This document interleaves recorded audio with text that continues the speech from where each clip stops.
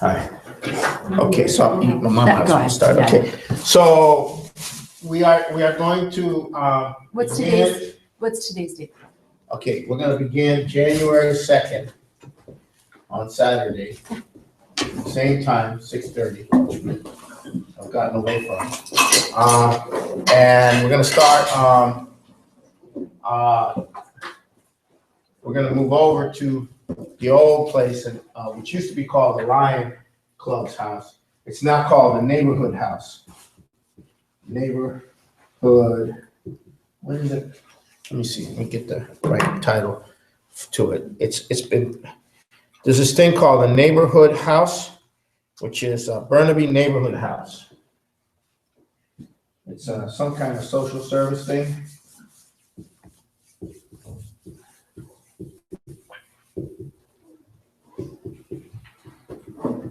They call it the community room.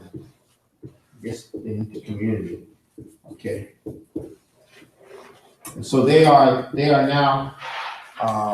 When you go inside, it's the Lions Club, but outside it's that. So we're going to be starting on a new year, and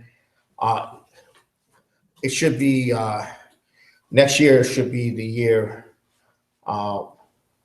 where we make the Year of the reckoning. Yeah, the year of reckoning. Yes, it's the year that things are gonna shift in a massive way. So, welcome to the last Vancouver meeting at Douglas College, and December 19th. huh? December 19th. December 19th, and we're on the eve of the end of the year and the end of the financial system. And at this moment, the issue of survival of humanity can no longer be postponed. The issue of survival can no longer be postponed. If you are a nation, if you have a nation, or you belong to a nation, and your nation is sovereign, you can survive this crisis. If you don't have a nation which is sovereign, then your nation will die, and you will die with your nation. And this is a very stark reality, and I'm going to go into this stark reality. Economic measures have now got to be taken because the system is now blowing apart.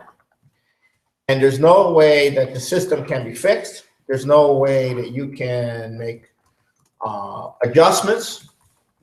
There's no way you can bail it out or bail it in or anything else. The system is now going into an accelerated rate of disintegration where there is no way to prop it up any longer. And what you're going to end up with is a situation where either you create something that new that's going to function, or you're not going to have a system. You're not going to have a banking system. You're not going to have an ability to carry out financial transactions. You're not going to have people. You're going to have people dying on a mass scale when they run out of food and they run out of services, and there's no coordination. There's not even imposing a draconian police state would work in that situation, because you have to have a system. You have to have a functioning society. You have to have a functioning. You have to have a functioning. You have to have a functioning production process, consumption process, transaction process. You can't have everything just drop. Our society cannot survive. And that is what we face right now in the United States and in Canada and in most of Europe. Right. That is what we face at this time. And now, if you live in China, or if you live in Russia, or perhaps India, or even in the case of some nations in South America, they will be dramatically affected by this collapse. But they will not, but they have greater sovereignty. They have capability of acting. And in so having that capability of acting, they have the capability of putting in whatever they can in the form of a new system. And in some and while they will be dramatically affected by it, they have a good chance of survival.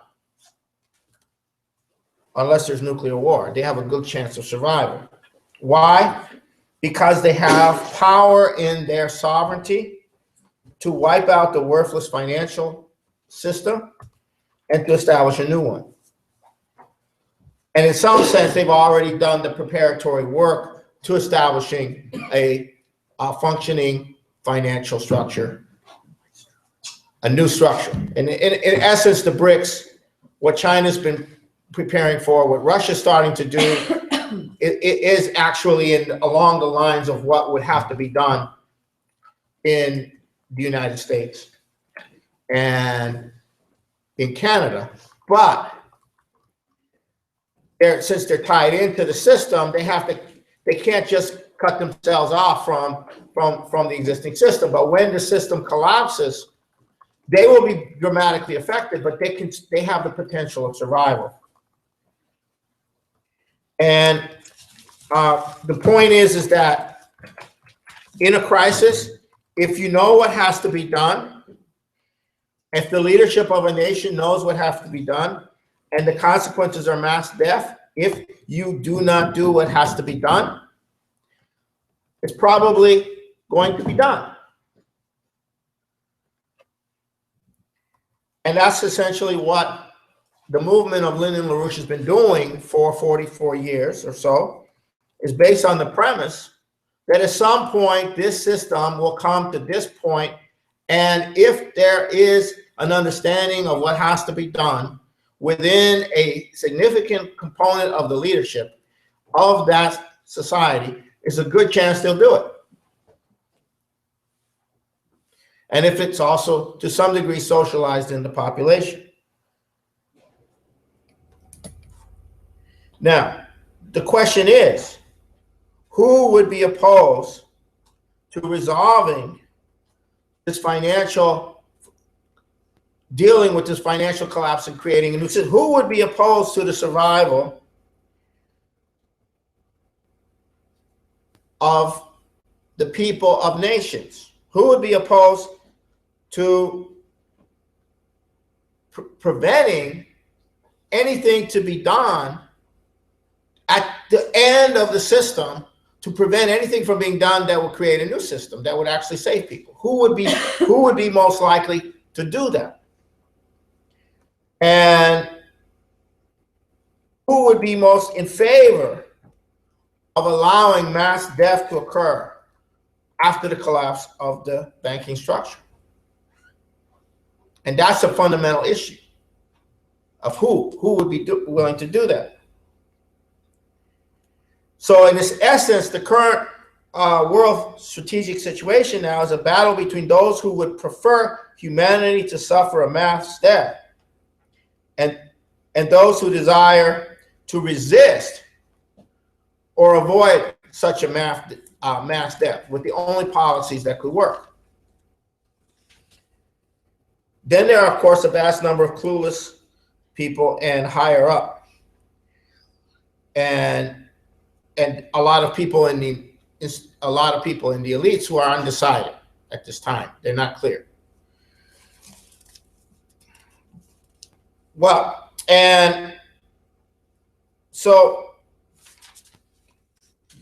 the issue is, who has a sovereign mind that is able to understand that this system is finished and is able to conceive of what has to be done? Who? That's the question. Do you have a sovereign mind? What does it mean to have a sovereign mind? It means that you actually do the thinking. You do not allow other people to do the thinking for you. The people in this room, I suspect, have sovereign minds. Otherwise, you wouldn't be here. you know. So that's the issue. So who has a sovereign mind and has a will to go with it? Vladimir Putin has that. I suspect Modi has that. I think Xi Jinping has that. And I suspect the people around that Putin would not allow a person around him who did not have a sovereign, he would not have anybody associated with him who did not have a sovereign mind, whose intellect he did not respect. And I suspect the same of the other two characters I mentioned. There's a huge difference there because you don't have that situation in Europe and the United States. You have massive noise, massive disruption of cognitive. You have circus acts in politics. They should not even be in politics. They should be in the circus, not out in the, what do you have? So you have this question, this very profound question. And so this is where we are now. I'll quickly go through some of the stuff in the financial situation. What we're picking up is that all the juggling of this and that, and you're running from one bubble to another, one bailout to another, one scheme after another to prop up the system is no longer possible. So you have, just on the surface, you have a $3 trillion hedge fund debt associated with the shale oil business. And I don't know all the details, but it has to do with the fact that the United States and Canada went whole hog on producing oil and gas, shale oil, shale gas, and the Bakken Formation, of course, in North Dakota. They went full scale. Who's going to consume the oil that everyone's producing? The Russians are producing oil. The Saudis are producing oil. All this oil is being produced. Well, great. But who's going to consume it? You can't, you have all the cars in the world are going to consume this? No. There's so much oil out there because they're not increasing the physical economy. They're not increasing. China is, and the BRICS countries are. So so now the oil price is down to whatever. Oh, it's great. It's going to drive Russia, into economic crisis. That's what they said. Russia's not in an economic crisis. They're having a rough time, but they're not in an economic crisis. You know why they're not in an economic crisis? Because they have they're a sovereign nation. They can reorganize things. So now you got this thing going. Now it's hit Canada very hard. It's hit Alberta and Saskatchewan. It's hitting Canada very, very hard. We are told there's a huge increase in the suicide rate of unemployed young men. As a result, this is hitting Canada very hard. But that also is part of it. Then you had these banks in Italy, the four banks that went under, and their bondholders were bailed in. And then you have Ukraine. Ukraine is defaulting on debts. They're going to give to the IMF, but the IMF is going to roll it over because they're a strategically located nation. And you have the Puerto Rican debt default it's going to occur on January 1st. They're not going to pay. They can't pay. Puerto Rico can't pay. They're beyond Greece. Puerto Rico's beyond Greece. And there's something like, I don't know, $70 billion of debt piled up and all the derivatives involved. And then you have the junk bonds, which are, I love this, junk bonds. It's crap, right? That's why it's good. It has a high yield, right? Because it's crap. It's very risky, right? Right? I love that. I love that mentality, right? So anyhow, but we're looking at a kind of a domino effect, accelerated process that may have already begun, that's beginning, that's going to go into January and February. And look, Ma, no banking system. That's what we're looking at. Look, Ma, no banking system, right? So we're headed in that direction. Now,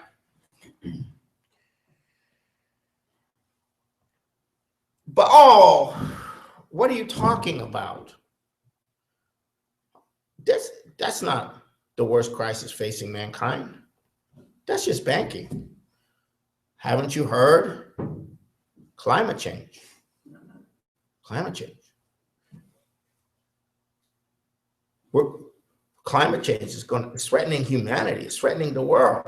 The oceans are rising. We have to do something. We have to do something. Prince Charles.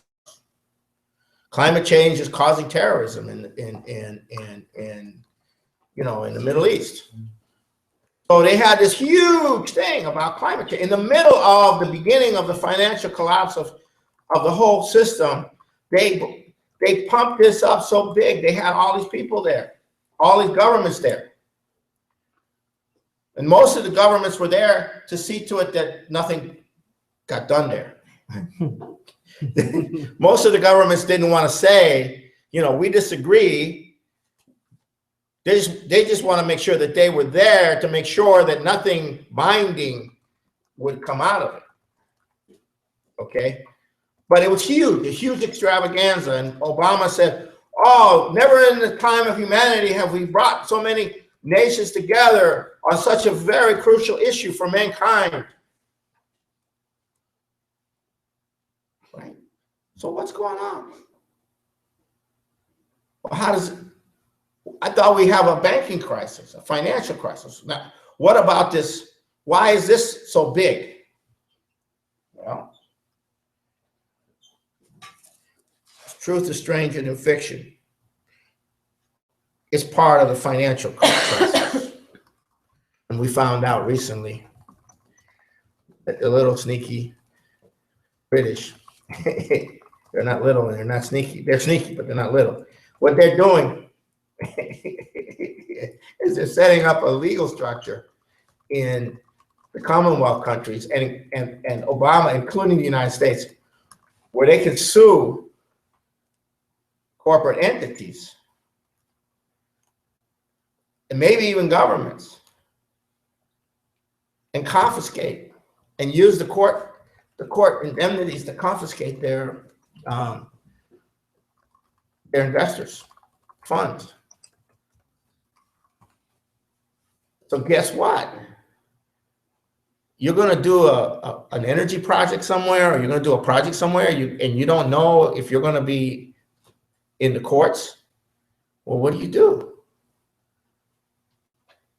Do you go ahead, or do you go to a derivative speculator and say, can you if I pay you so much, can you cover the like insurance, like doctors have, what do they call it? Liability insurance or malpractice insurance. So now you're going to have, every corporation is going to have environmental malpractice insurance. Come on, this is a scam. This is a huge, and who's playing a key role in promoting it now? Prince Charles. He presented the outlines of this at the Commonwealth meeting in Malta just before the Paris conference. So what are they doing? They're setting up what?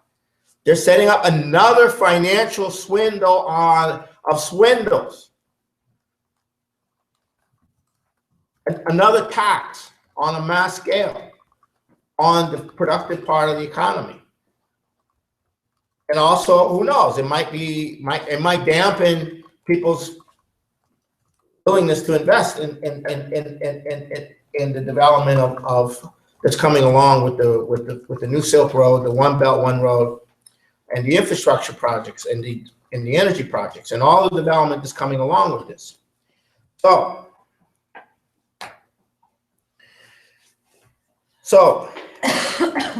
let's say, okay, so that's part of this financial crisis. So the financial crisis is connected to the global warming business. One, it stops development, but two, it's another huge Ponzi scheme. It's another huge financial speculative scheme. But what about this confrontation with Russia and China and the BRICS nations?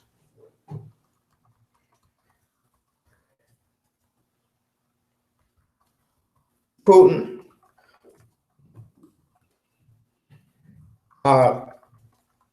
is presented as the revival of Stalin and totalitarianism and the Soviet Empire and et cetera, the massive demonization of Putin, to some degree, in the US, the demonization of China.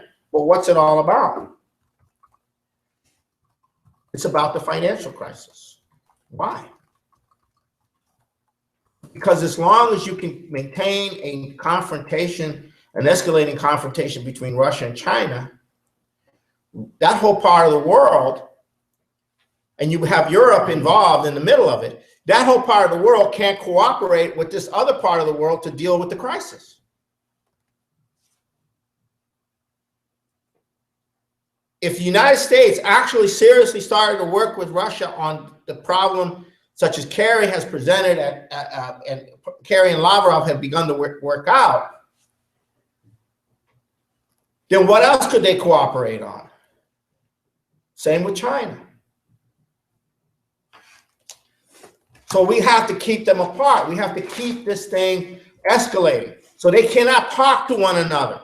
They cannot discuss how they're going to deal with the financial crisis. They cannot discuss how they're going to deal with any of this stuff.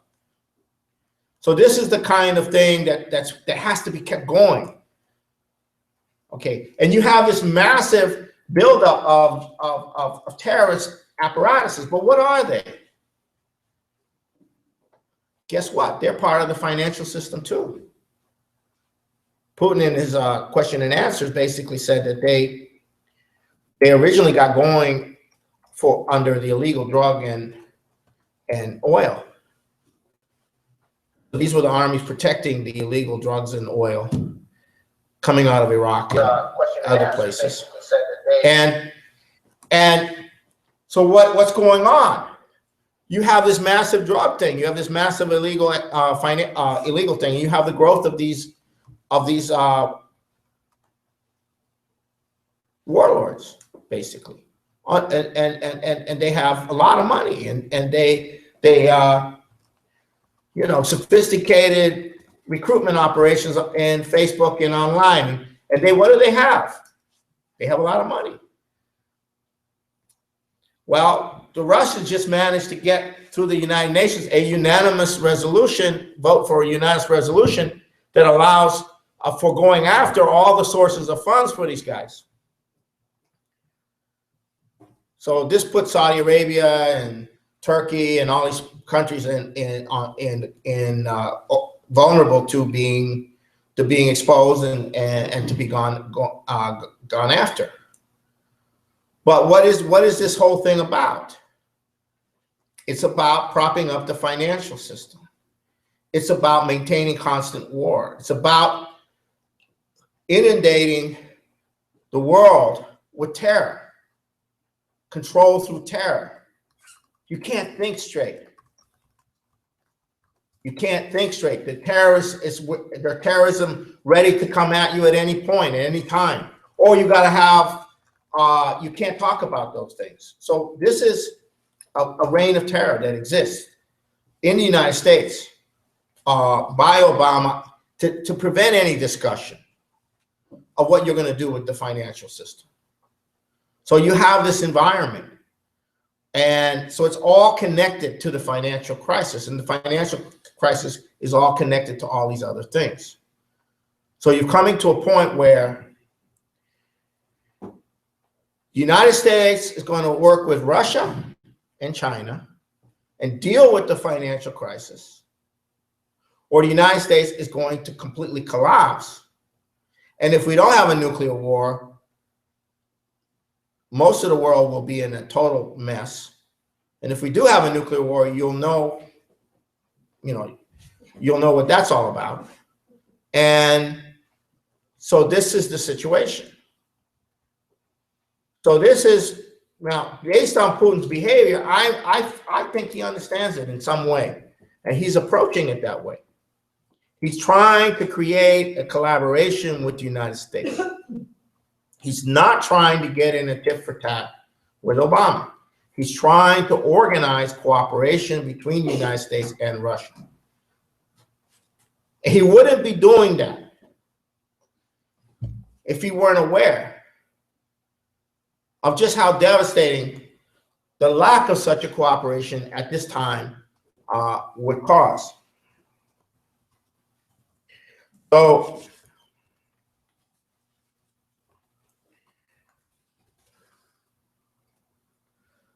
So in other words, the nuclear confrontation is a result of keeping the system going, and also ensuring that the United States and Europe keep from imposing upon themselves the sovereign solutions that are required at this time, but rather to be totally directed into these other areas.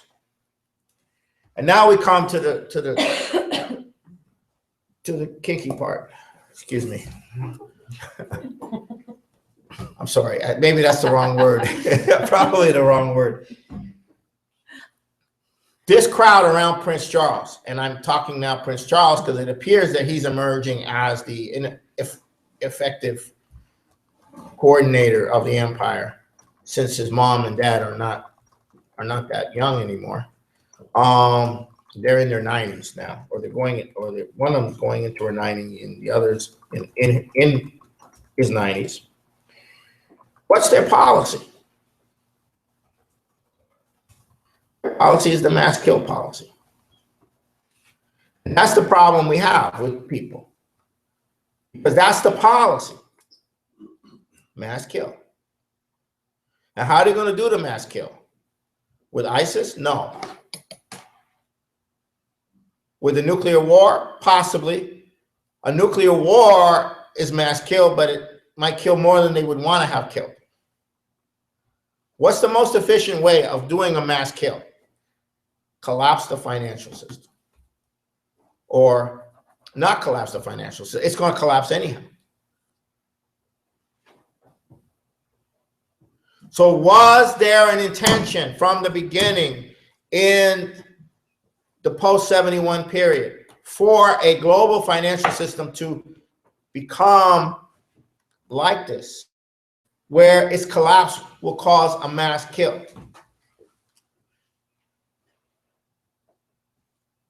Or is it merely a matter of just not having, just a matter of just day-to-day things that happen, and then eventually you get to a point where the whole thing goes? Why can't it be both? Well, for most people, it's the latter. For the key people on the inside, it's the former. So it is both in that sense. It is. So, so that's the issue. Now, the reason, okay, so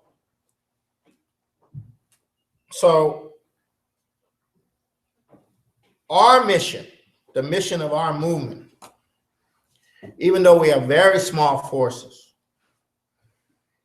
is to intersect the institutions in the United States, primarily, and in Europe, but primarily in the United States as well as in Europe, to intersect those institutions at the same time that we intersect the part of the United States population which has the greatest degree of social of a cognitive social process that's outside this mind-deadening circus of totally disruptive, processes that are going on. And we have located in the United States, New York City,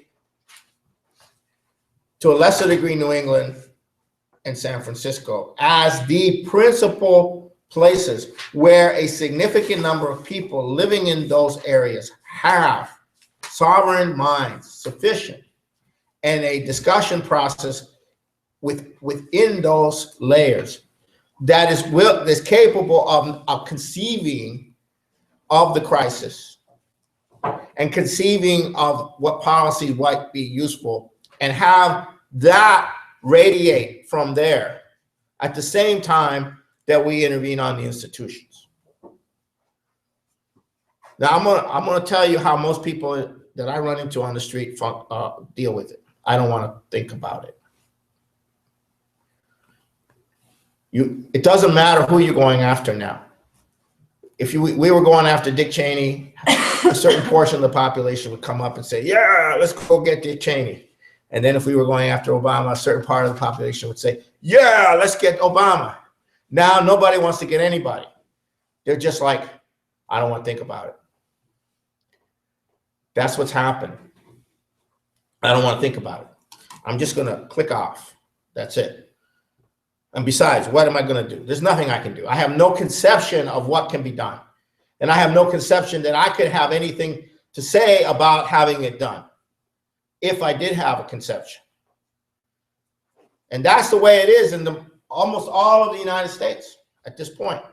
It isn't that they're, and you have Obama controlling the process within the Democratic Party. The Democratic National Committee is preventing, with Obama and Hillary as part of his operation at this time, are preventing any discussion of going on. And in that context, you have a clown come out, because there is nothing to discuss. So a clown can clown around. He can make fun of everybody. He can call them names. And people say, yeah, because there's nothing being said. There's nothing being done. And so the fact that people are running the Democratic situation with Hillary guarantees that there's no discussion. And the Republicans running are like, they're not in the real world. They're just not even anywhere near the real world. They're in some kind of imaginary world where they all talk to themselves and they all have certain issues, and it's skin deep, it's completely superficial, and that's their reality, and that's it. And so you have this guy Trump come out, and he's a noise. He's noise. That's all he is. But people are so fed up that he's the most popular guy running. Does that mean the people support him en masse? No. It's just that's how messed up the situation is.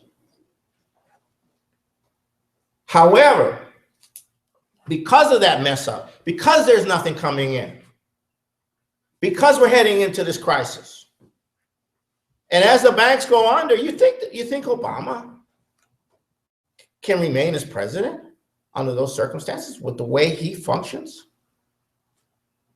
Now, he's there to make sure you don't resolve the problem of the financial system. He's not there to resolve the financial system. He's there to make sure that the mass kill takes over.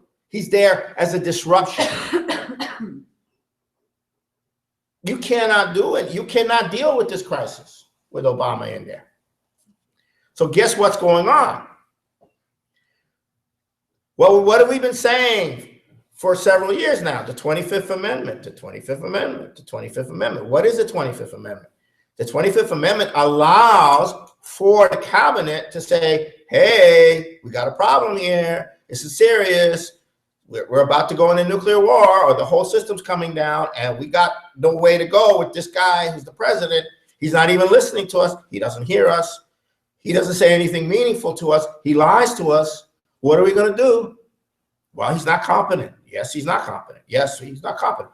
Okay, so the cabinet, under the vice president and the cabinet, send a communication to the Speaker of the House, say, we have removed the president.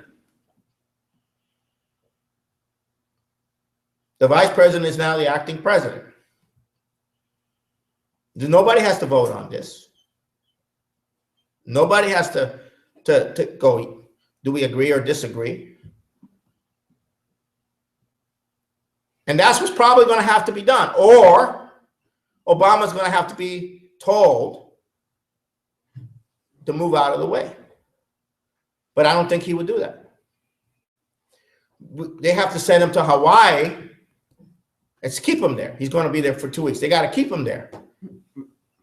But that's not going to happen, I don't think. So I think we're headed into that situation. I'm sorry, can you explain the whole send them to Hawaii thing? Oh, that he's going on vacation for 2 weeks to Hawaii in the middle of everything. I guess they don't want him melting down in Washington, D.C. How much really is the power, the power the president has? Unfortunately, it's great. It's the most powerful institution on the planet. That can't be, because there are a lot of institutions running. It can't just be on one person. No, but I'm telling you, the presidency, the president, it is not, the president has power, and that power right now is terrifying people all over the place. The president has power, especially now since they've made it legal to kill people anywhere in the world, including the United States. But that's the case with any president of the United States. There was Bush, and then, it's similar to institutions. You have to deal with the institution rather than. Yeah, but I'm telling you, the institution is split. The president has power, but he's not discussing, he's not sharing that. He's not in the process of dialogue over that power. He's acting arbitrarily as a dictator at this time. Personally, and his inner core are acting as dictators at this time. And they can be overthrown by the 25th Amendment. So is anybody stepping up? Well, it's not going to be in the open. It'll happen. It'll something that will happen. You won't know it will happen till it happens. It's not something that people will telegraph, Oh yeah, they're going to do it tomorrow, But I'm telling you that this is the discussion that's going on right now. This is the discussion, and it has to be, because how are you going to deal with this thing? Okay, so how is this going to go? So what has to be done here? Okay, some of you have already been through this, but I'll just quickly summarize what has to be done. What has to be done is what Franklin Delano Roosevelt did in his day. You have to wipe out Wall Street. That's what Franklin Delano Roosevelt did. He wiped out Wall Street at that time. Wall Street owned the financial system through holding companies.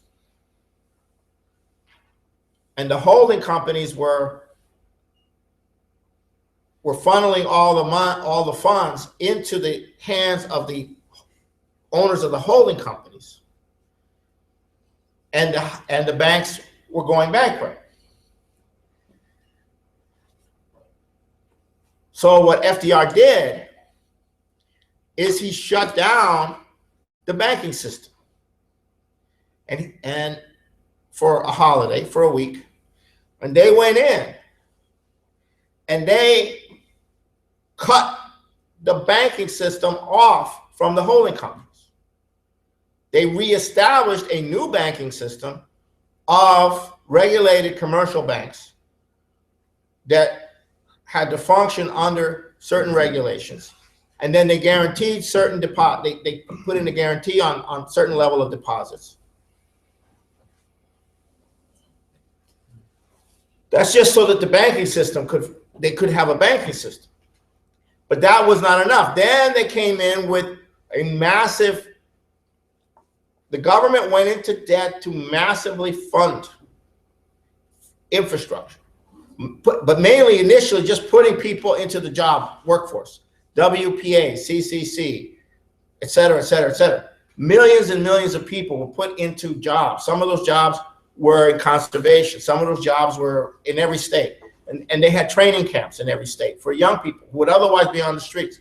And so they began the process of creating reviving the physical part of the economy, but they're doing so from the standpoint of things like the TVA, the Tennessee Valley Authority, things of this nature. And he had a sense, Franklin Delano had a sense of doing this. And they shut down Wall Street effectively. Eventually, it came back. But this is the kind of thing that the U.S. is going to have to do. They're going to have to say, that's it. That's it. The banks are shut down for whatever period, maybe a few days. And we're going to reorganize the whole thing. And Glass-Steagall is part of it. But you have to have an intention to do that.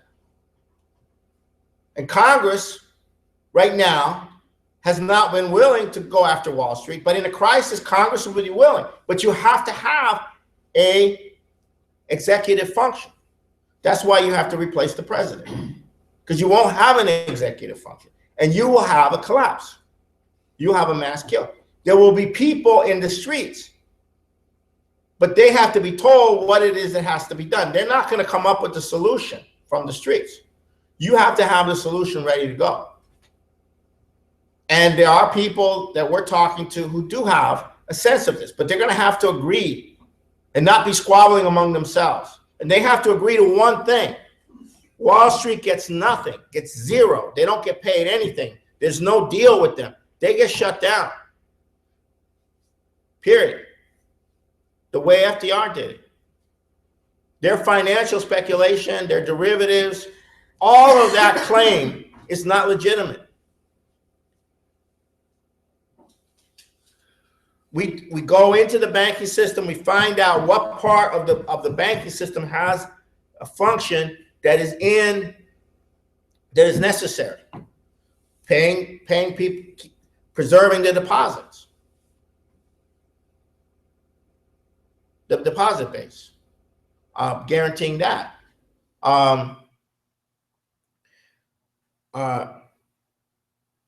Maintaining the commercial part of the system, maintaining the mortgage structure, maintaining the Social Security, maintaining the various aspects of the society that you have to maintain.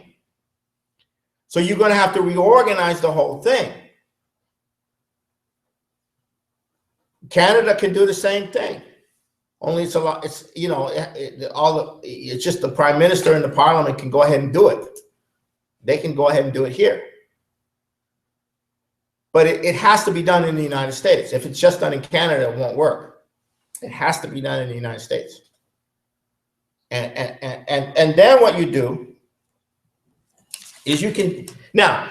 How are you going to create the extra wealth to sustain the population in the future? Well, you link up with China in the New Silk Road. You link up. You start building rail systems, high-speed rail. You have a very antiquated, dilapidated rail system. You need to create an actual internal high-speed rail system for the United States and Canada. What else do you have to do? You have to get a lot of people out into work situations. You got to start retraining and creating the environment to pick the demoralized population up and getting them into actual some kind of activity, because they're being wasted on drugs. You know, the suicide rates are going up dramatically. 90-some million people are not listed in the workforce. Now, a lot of those people can't work, but that's a lot. A lot of the population is just not doing anything. They're wasting away. The poverty has accelerated in an extreme fashion in the United States. Whole areas of the United States people are just turning to drugs and crime and suicide, and it's getting really bad. The number of places have declared homeless emergencies.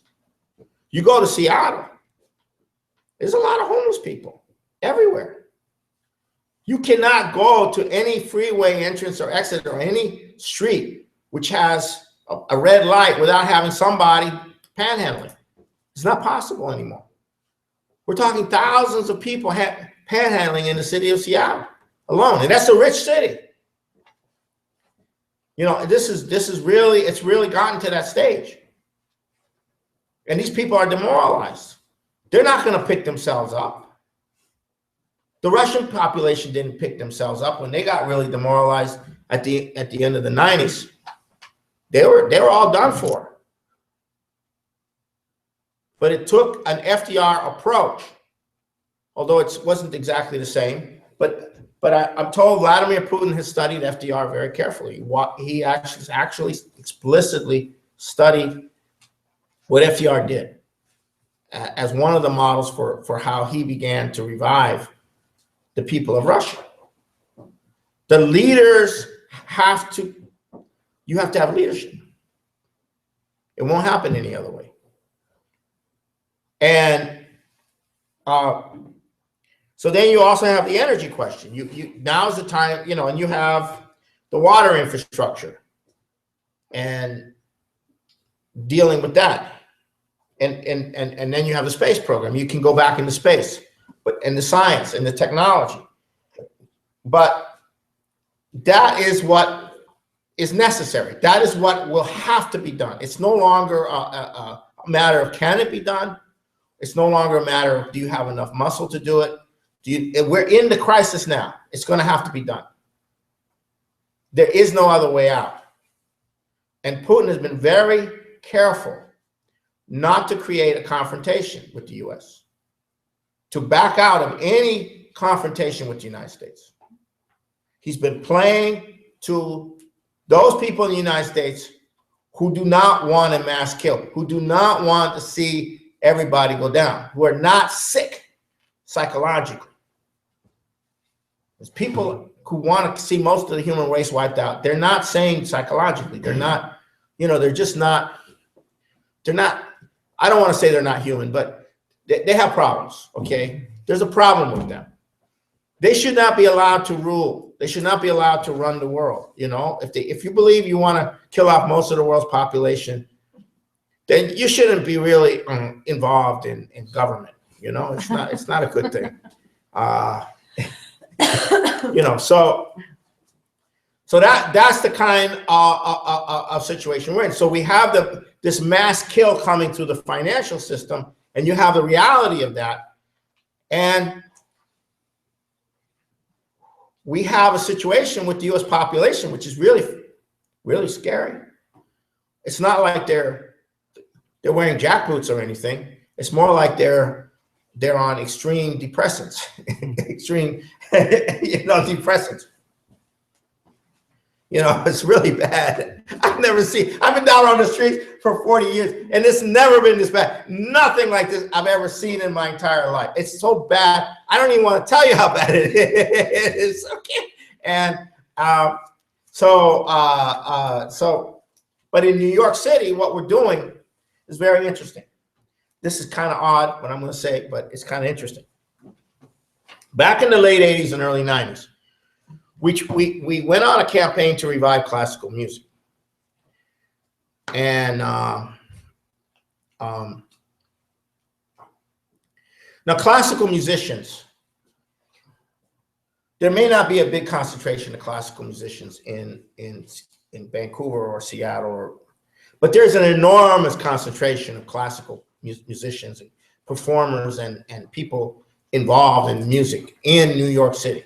A lot of it's Italian. A lot of it's just, that's where they go. If you're into classical music and you want to perform classical music, you want to be around classical music, you like classical culture, you don't stay around in Louisiana. You want to go to New York City, right? You want to be around people that are like that. Now, we had this huge campaign to revive classical. One of the things that was involved in that campaign was that in the 20th century, a huge fight occurred at the end of the 19th century and into the 20th century, in which they resolved that the tuning should be at A440. But the tuning that the classical composers composed in was much lower. It was about a half a tone lower. So this threw off all the classical compositions. It threw off all the instruments and everything. So we went with this campaign, and all the opera singers signed on, and there was this huge campaign in Italy, even Pavarotti signed on, it was a huge campaign. And the idea was to revive the tuning. And Verdi, one of the last people in the classical tradition, fought and put a bill through the Italian parliament to fix the tuning at A432. A42 corresponds to C256. The C256 is the natural tone, is the natural tone for the human voice, on which all classical music is based. I have to go into a long class on that, but so we had this campaign and it got crushed. It got crushed. Now, what has happened in New York City is we've started to work with creating a chorus, the Schiller Institute chorus or the community chorus. And what's happened is all these musicians are flocking in, all these singers and everybody. And there's a number of people who were left over from that campaign who said, okay, we don't care anymore. We're going to go all out to get this lower tuning. We're going to actually start performing in the lower tuning. So you have all these musicians now coming around us. During this Christmas party period, all these musicians are having Christmas parties. They're talking about what we're doing, but they're also political. Why? Because you can't be a decent musician without a sovereign mind. Somebody trained in classical music does not think left versus right, or they don't think like that. They think in terms of fundamental principles. So you have essentially the political ideas are spreading through this vector because they're watching the crisis. These are intellectually developed, but not just. I'm not talking about academically developed. These are intellectual people, right? And so that's where and the idea of what a human being is also there. The idea of a love for humanity is also there. So this is what we're trying to intersect. And I'm not really giving it a very good perspective, but that's what we're trying to intersect in those areas. Because frankly, the other areas, you go into the we had these periods where we impeached Dick Cheney first, and we went into the liberal areas, and we would talk to the liberals, and they would agree with us on this, but not on this, and we'd have these discussions. We'd raise a lot of money, and blah blah blah. And a lot of them became contacts. Some of them got the bigger picture, but they saw it through one viewpoint. They would look at the world from their viewpoint, from their worldview, but that's not the same as the worldview that we had. We had a different worldview, but they would agree with us on that level, but they would not get where we were coming from. that we had a different worldview that was based upon a conception of man, which was not Darwinian, not Aristotelian, not the way they thought about things. And then they would say, well, what are you? Are you a leftist? I'm a leftist. You're not a leftist. Are you right winger? You're not right winger. Well, what are you? You know, you know? And so then later, when we went after Obama, we went into the area where the Obama people were, the anti-Obama people were. Now, I'll give you a sense of this in Washington State. You step out of the Seattle area and you go to the eastern part where the farmers are, in Yakima, in Spokane, in the Tri-Cities. These used to be Democratic strongholds. You go to the southern part. You go to the coast. They say, where are you from? We're from Seattle. And they start screaming at you. You're the enemy. You're worse than any enemy on the planet. You're one of those liberals from Seattle that is screwing us, destroying us, you know, et cetera, et cetera, et cetera. We can't look, you know, and they just go crazy. So we go out there with the Obama, with a mustache, and you got all these people. Some of them are racist. You know, they associate the collapse of the country with this, having this black man in there. He's a Muslim. You know, they go absolutely ape. But do they know what, but from what standpoint? Are they able to understand what has to be done? No. No, I got my guns. I've got my guns. I'm waiting. I'm ready. I'm ready. I mean, I'm serious. I'm not, you go to these areas outside of Seattle, thousands and thousands and thousands of people like this. Do they have a love for the human race as a whole? I don't know. Do they think in terms of the global strategic situation? Some of them probably do. A lot of them do follow it.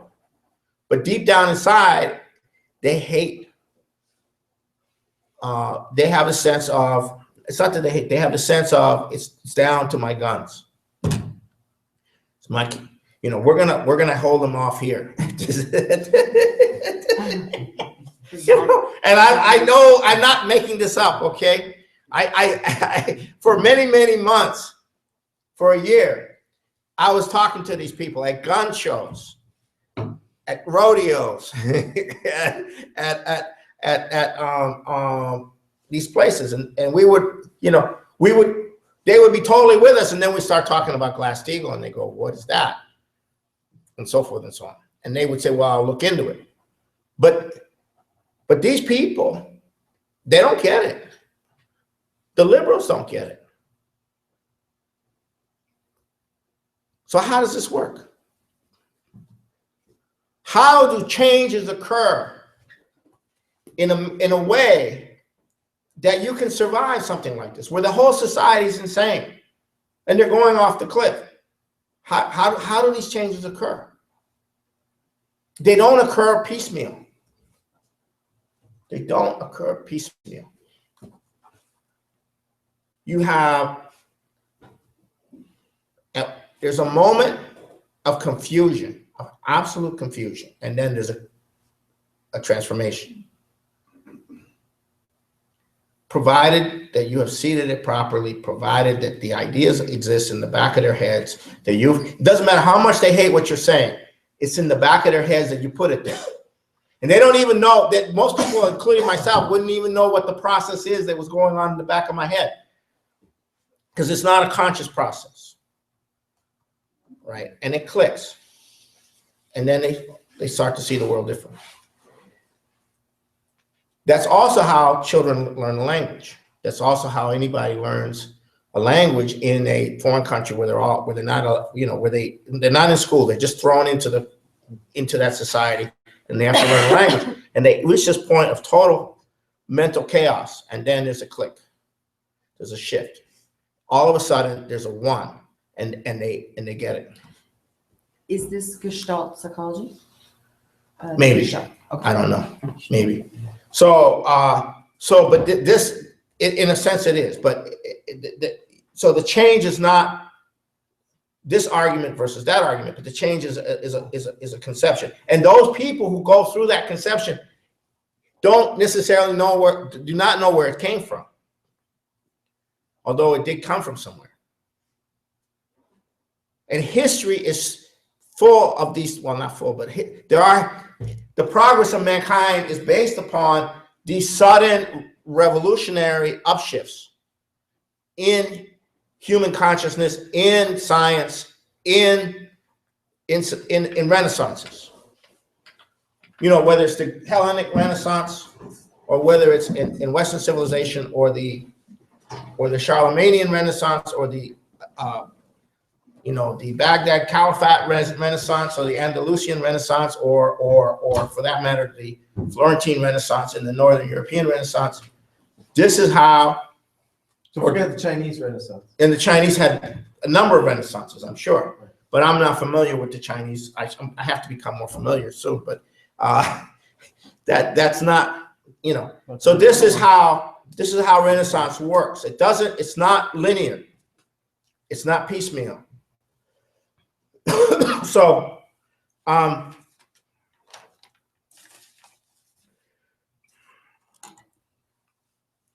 now we have this situation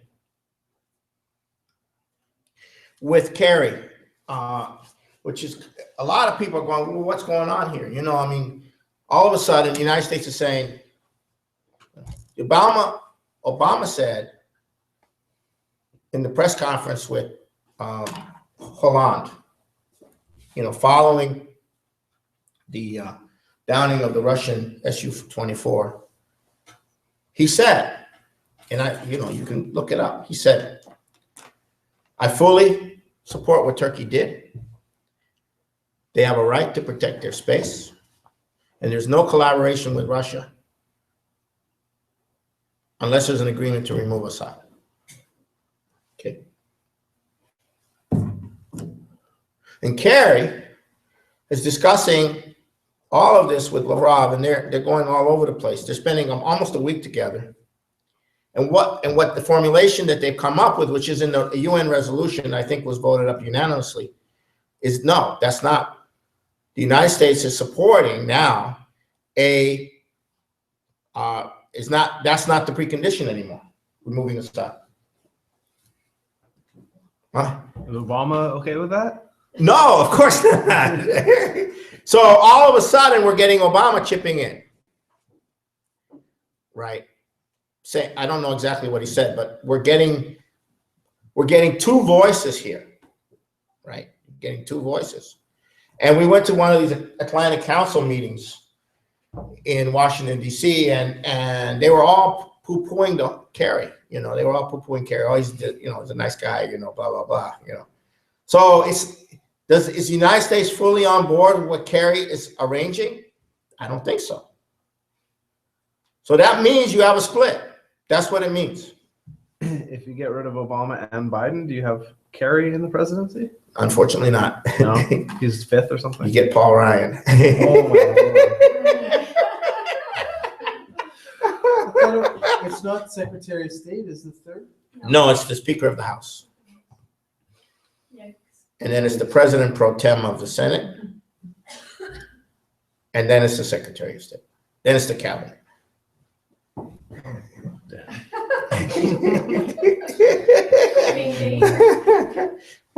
That's the problem. That's not a good situation. So when you say there's a split, I mean the United States is not coherent or united around a policy to deal with what is going on in anything that's going on. That's what I'm saying at this point. And it's a visible split. yeah, I mean, this is what Yeah. Yeah. represents the states. Can this act as a polarizing?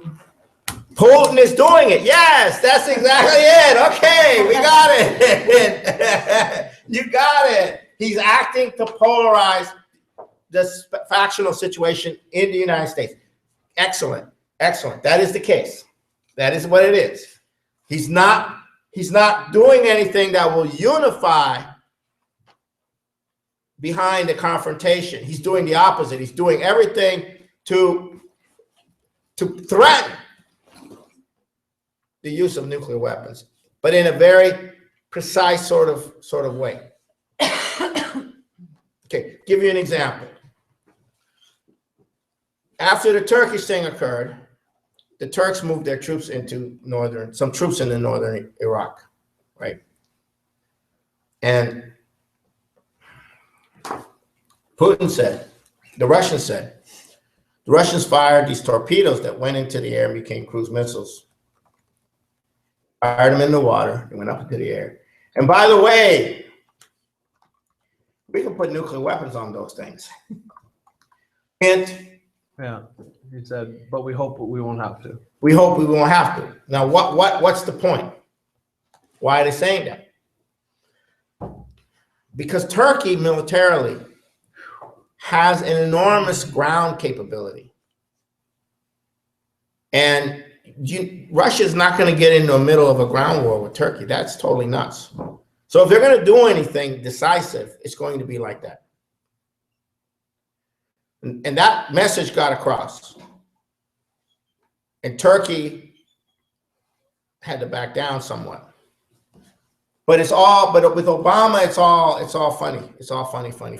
You never know. It's like, one step back and then they come back with this and they come back with that and everything. So, but that's what's going on. But if that's what they look in the first place, if that is what they're looking for in the first place, a war, then they wouldn't back down. They would just keep sending troops into Iraq. That's where the split is. The split is over whether to escalate or not. You see what I'm saying? Yes. Okay, yeah. The split is over that. And we have been telling people this since 2011. And we have contacts at the highest level of the military establishment, of the intelligence establishment. They're saying, we're doing everything possible to stop Obama from escalating. On the inside. Can he alone escalate? No. Yes and no. Because So far, no. there's a 25th Amendment waiting for him. If they're not in sync, if he doesn't handle it right, there's a 25th Amendment waiting for him. Okay. In other words, there's a lot of checks going on here. But we are in touch with those people who are telling us they're determined to prevent a nuclear war. Obama is very dangerous because he expresses, let me put it this way.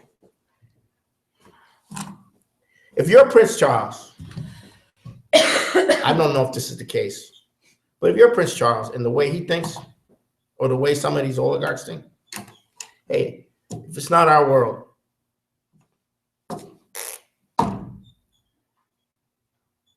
if it's not ours, I'd rather rule in hell and serve in heaven. It's the old Milton thing. And that's the mindset. And that's kind of existentialist mindset I see in Obama personally. Not that he's an oligarch, and not that he's a big cheese, and not that he's remarkable, and not that he's intelligent, but emotionally, I see the same kind of mindset which would be coherent with a malignant narcissist. That, if it's not mine, if I'm not it, that's the dangerous thing. That's what makes it so dangerous, because it's like these people who literally go off and they they go into a serial killing mode. I mean, like one of these, they've had how many mass shootings in the United States this year? I think it's a lot. 355. That's insane. What's going on with these people? What's going on with them? Oh yeah, Obama said, well, we have to find out all the deranged people and keep track of them. Well, we're trying to keep track of you. It's kind of hard. We're having trouble on that one. How are you gonna keep track of all the deranged people? And how are you even gonna know who's deranged? They're not the only homegrown. Huh?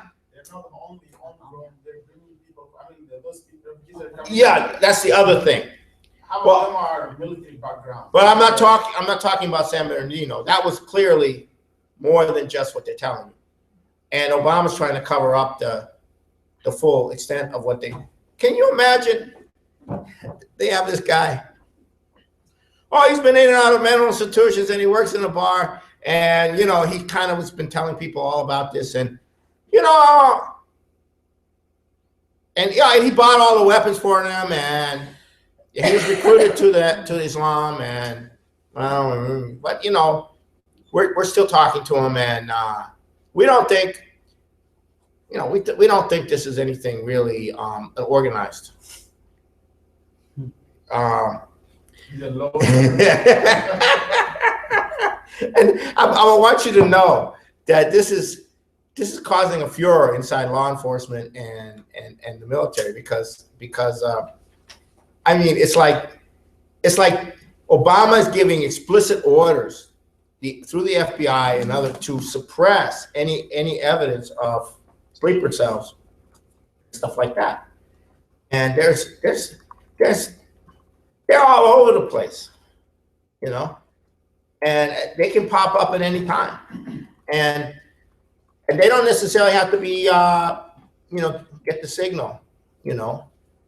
This is the way this thing works, but I'm talking about something other than that. I'm talking about a mentality in the U.S. population where a person actually loses it and starts shooting other people. I suspect Obama has might have a similar reaction if he lost it. I think he has that kind of personality that if he lost it, he would be inclined in that direction. But do you think he knows if he escalates that he'll be removed? Well, I don't think it's up to him. I think his handlers. He's not operating simply on his own. He is operating with this British faction. It's not America. That's very closely tied to the British. It's centered around Valerie Jarrett, his special assistant, who basically runs the show. And I got to witness this in person. I got to witness this in person a few months ago. We've been doing a lot of interventions on the primary foreign policy institution in the University of Washington called the Jackson School of International Affairs. And these are all suck-ups, most of them, people there. So it's one of those academic policy institutions. And we've been doing a lot of interventions. And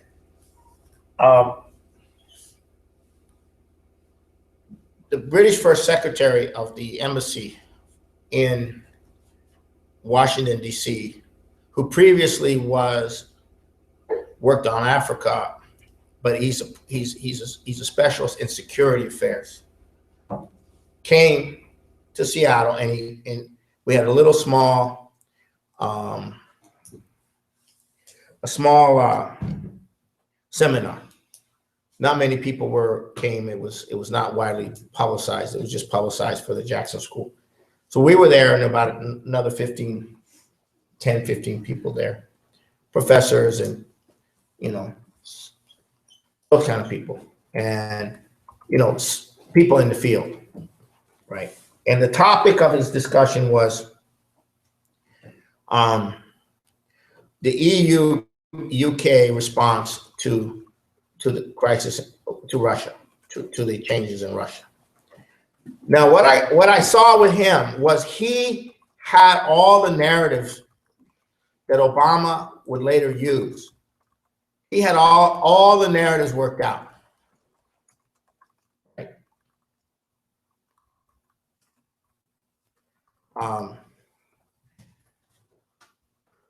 Like Russia is all alone. They don't have anybody with them. You know, they're failing. That's why they're going into Syria, right? That's why they're going into Syria, because they're failing, right? He had all those kind of lines all worked out, and worked out perfectly. Okay, I mean, you know, Putin didn't behave according to our profile. He said that. Putin did not behave according to our profile. San Bernardino involved 2 killers Okay. who were radicalized for quite a long time before. Putin didn't respond to our profile, right?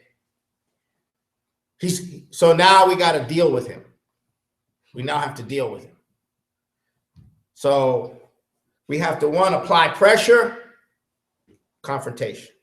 2, we have to civil society. We got to activate civil society in Russia. 2, civil society. And 3, economic sanctions have to be maintained. But we don't want to go to nuclear war. You know, at least that's what he said to me privately.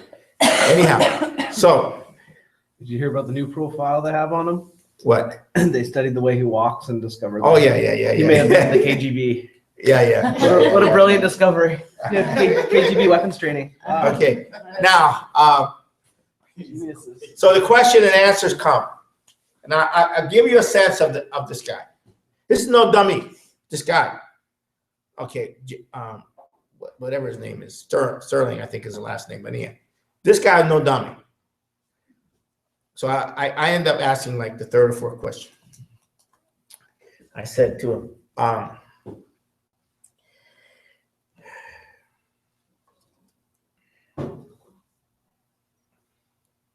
Henry Kissinger said that Putin has the upper hand in Ukraine, and that, you know, Ukraine should be neutral. Putin has the upper hand in Ukraine anyhow. And I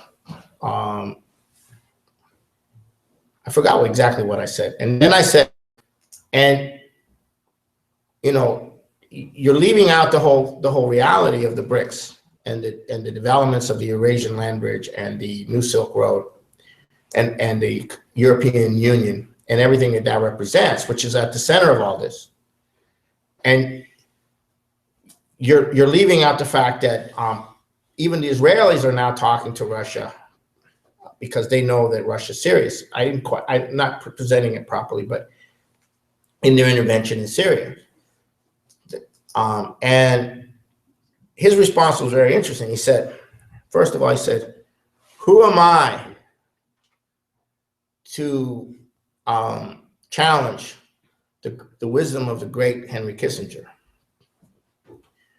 But who is Henry Kissinger to challenge the wisdom of the Ukrainian people, or something to that effect? In other words, they was very, you know, that kind of thing. So then on the BRICS, what he said was, the Chinese are just taking advantage of Russia. That's a British line.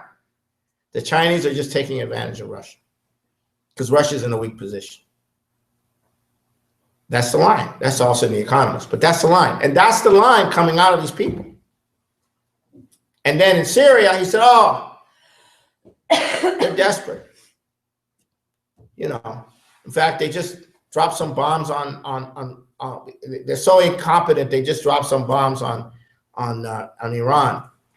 You know, in other words, they have these lines. And you can see, you can see the line. And you can see Obama does the same lines. He has the same lines that are coming out of the British embassy. The same lines that he's being given by the people around him. He's always got their line. And so he's getting You know, he has to have the teleprompter and so forth and so on. So he's being fed this stuff. As far as who he is, I have no idea. The only thing we know about him as a person is that his stepfather had a severe influence on him, unfortunately. And Lolo Sotoro. And Lolo Sotoro was part of the massacre machine in Indonesia during the 60s, where they wiped out 500,000 to 2 million people. And these were civilians. And they were supposedly communists or opponents or Reds or whatever.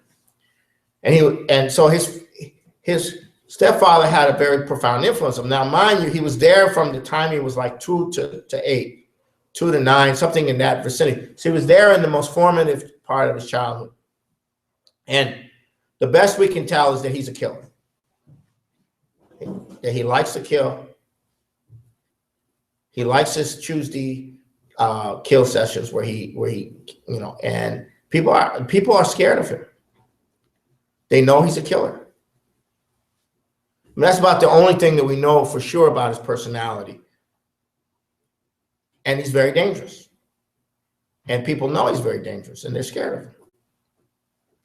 And they're scared that he's going to take the United States down. So that's where we are. So go ahead. Go ahead. You had a question. Yeah. Okay. So you talked about the in the population that there's a sense of powerlessness, and, but the solution is to bring in classical music and to develop within them sovereign minds. I'm curious to. I mean, I know I'm asking for a hypothetical situation, but I'm curious to know what kind of political power they would have once they got to that position. Like, say you succeeded in creating this in the general population. Okay. But you still have this mess. Okay, I see what you're saying. Okay, I gotta be blunt. Okay, now I see what you're saying. I like the question. It's gonna come from the top, not from the bottom. But you have to have the process on these two different areas. One is the institutions, and the other is the kernel of it. And then from the top, you have the beginning of the change. And then in that context, you can then introduce the longer term process of a renaissance. The Renaissance is a long-term process. It's not immediate. You have first the period of people starting to, like in Russia, you have the period of people starting to revive their, you know, hope. But it could go wrong. But if they have a culture coming in that is advanced, the more advanced that people can go with, then they're not going to collapse back into back into and same in China. You know, they have to have a cultural revival in China, or else they're not going to succeed in doing what they want to do. They're not going to make it on the Communist Party ideology, that's for sure. They're not going to make it in that sense. And I'm told that the Xi Jinping is starting to push for some serious reforms, serious changes inside China to open it up for dissension on some level, for some kind of dissension internally, but not run by the British, but a dissension on getting people more involved in complaining and participating in the process, rather than just not, there's more process going, but there's a cultural revival going on in China. So, and classical music is being revived in China, and at their scientific and technological orientation is creating a new generation of relative geniuses compared to the previous generation, who don't think the way the bureaucrats of the previous generation think.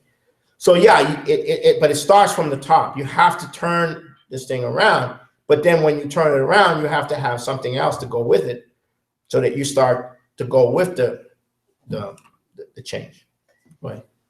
Just to add to that, isn't it? But one other thing, it's also that process among the elite musical layers that intersects the highest level of the culture of the society, which also intersect elements of the elite. But go ahead.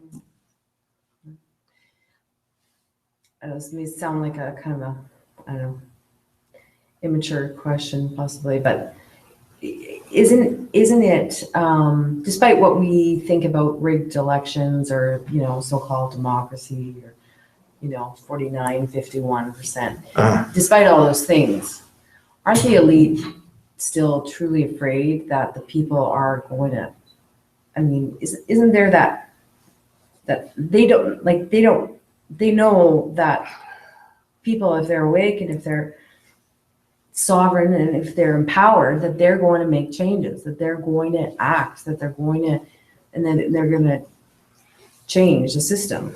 Okay. That is. Well, actually, the decapitation of the elite precedes that point, not after. Okay. That's Wall Street. Yeah. That's the decapitation of Wall Street occurs from above. And, Oh, when you say decapitation, what are you ISIS now or? Sorry about that. It occurs from above, but not by a blade. It's the wrong term, perhaps. The elites that we have in the United States are centered around Wall Street, and they will go with Wall Street. They will essentially lose their power. But that's not because the people have woken up to it, although there is some of that.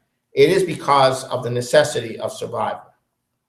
The necessity of survival requires that Wall Street be shut down. And in the course of just, I probably didn't answer this right. In the course of shutting down Wall Street, you basically, but the elite are still there. It's not Wall Street is shut down. Then the question is, they're going to try to come back. They're going to try to get back their power. They're not necessarily going to like the fact that they lost their power, but they're still there. Okay. But now you have a different system coming in, which can be sustained for long enough to get a renaissance going. But once the renaissance is going, then you have other problems developing later on. These things are always fits and starts. It's never continuous. It's like you have the period where the thing shifts, and then once people are out of danger and they start to go backslide, and so on and so forth. So it's an ongoing process. But the overall reality is that the elites that we're talking about, it depends on which ones we're talking about. The actual upper British, those guys, this is really not their world anymore. It hasn't been their world for a long time, and they don't really like it. They don't really like it. They're not happy with this situation. And they're just going to have a nervous breakdown. They're just going to once, it's just like, it's not their world anymore. It's not their world anymore. There was a report about them going to Mars because apparently it would cost about $500,000 for a person to go. So it was saying that only the rich would be able to go. And it was really funny because then people were saying, "Can we help you back?" Send the rich. Yeah. Can we help you back? Can we go? Yeah. Why do we call the strata the elite? It makes my teeth hurt every time I hear that word. When I think of elite, I think of someone who is. Yeah. The oligarchs. Yeah. Just use the word oligarchs, the oligarchical families. All they are. It's not their world. It's not their world anymore. There's a sense that it's not theirs anymore. It's just not worth living in anymore. Yeah. Slime mold. Imagine in the South of the United States, or in a place like Cuba, right? All the slaves. You have to understand what it means to be a slave. It means your master can have sex with you, your property, you're treated as property. Imagine them taking over and running the society you live in. Well, that partly happened in the South after this, under military occupation. And there was a huge resistance developed among the white population organized by the planter aristocracy to come back. But something similar happened in the revolution, the Castro revolution in Cuba. Because what Cuba was a slave society. And after the slavery was abolished, people were still slaves. And these people became equal. And it was the most horrific crisis for people. Why? Because it's like the world got turned upside down. It's not the same world. And now they want to leave. They want to go to Miami, right? You know, get out. You know, it's not Cuba anymore. It's not my Cuba. It's not my Cuba. Well, that's a small compared to the mentality of what you're dealing with. It's not my world. This is not a world I want to live in. I don't want to live in this. I don't want to be equal to everyone. I mean, can you imagine these? I mean, some of you have experience being around these people. I haven't had that much experience, but some of you have had experience being around these people. Can you imagine how they're going to feel about this? It's not my world anymore. It's what Bertrand Russell says in some of his writings. He says, you know, the post-Civil War world of industrial and technological progress was not the world I wanted to live in. It's not our world. It's not our world. Well, it's not going to be your world. So that's the way it is. So they'll just disappear. I mean, they won't matter anymore. They'll just be, you know, whatever. But it's not what they want to be. It's not who they want to be. And this is what's driving the kill policy. This mentality, this sense of it's not our world. Let's kill them all. Let's kill them all. Kill most of them. So just to bring the question back around, when you're out on the street talking to these people, you're trying to plant the seeds for a renaissance? Is that? Well, that's what we've been doing, in effect, to some degree. But plant the seeds for a change. And so that when it comes, they'll support it. Well, it's not so much that they'll support it. It's more that they will start to see hope more than anything else. They got to see a ray of hope somewhere. They're not going to support something that they can't see has some potential. I mean, the people don't respond anymore to the you know, that's why Donald Trump is doing so well. But in a sense, you're asking them for something really absurd because they say, well, I'm in despair. And you're just saying, well, have hope. No, they have to see it. You can't tell them to have hope. They have to see a change in the society. Might it not be like a chicken egg thing? No, the change has to be initiated from the top. Putin initiated a change. FDR initiated a change. Lincoln initiated a change. Yeah. And what Lincoln did, what FDR did is they played the role of the leader who was not a tyrant. See, Putin's not a tyrant. I figured this out already. He's not a tyrant. He doesn't operate like a tyrant. They played the role of an inclusive process of engaging the society in a dialogue so that they were part of a dialogue. Okay. And that dialogue began to give people a sense that the universe was rational, that the social world was rational, that society was rational. And on that basis, that there's principles, that there is morality, that there's decency. But it's not just, you know, some 10 Commandments thing, but it's more like they see a process, see a process emerging. If you had a president just tell the truth to the population about the situation of the country and have a discussion with them about what needs to be done and be an honest discussion, that would start to change the mental frame of the population. They would say, okay, This guy is actually talking to me not as somebody who's going to vote for him, or he's not manipulating. He's actually telling me the truth. I know it's the truth, right? Because I can tell it's the truth because I'm experiencing it, right? He's not trying to sugarcoat it. And then he's saying to me, this is what we want to do. This is what we have to do. And we're asking you to be part of that process. But he's not doing a rhetorical thing. This is why Obama's so destructive. Because he is an effective speaker. He isn't with the teleprompter an effective speaker. And it has a demoralizing influence because people listen to him and it sounds good and then it's all crap. It sounds good and it's all crap. It sounds good and it's all crap. So pretty much everything that sounds good is all crap as a result. You know, it's that kind of, so that's kind of what you're looking at. It's kind of what you look. So that's how you initiate it. And the thing about the presidency or the position of a leader, it can have that quality of potential. The potential isn't in the arbitrary rules or in the diktats, but it's to get the population to understand what it is you're trying to do and getting it moving, and not to be rhetorical, And I've watched some of Putin's interventions with the population. He's not rhetorical.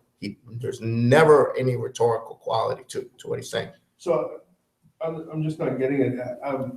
As a member of LPAC, are you doing this in the place of the presidency with the population? You're trying to have that honest discussion? We're trying to, yeah, but we're not credible. To them. Because we don't have power in the minds of the people out there. We're just a voice. And people will always say, well, why are you bothering to be out here?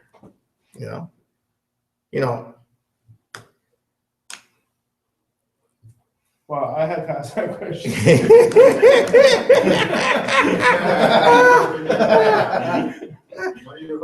But I'm out there because even being out there is important, even though that's happening, and then there are individuals that you run into who are thinking. There's a whole underground of people who are following RT, who are following different things. It's not completely barren, but still they don't have a sense of what has to be done. They're not clear.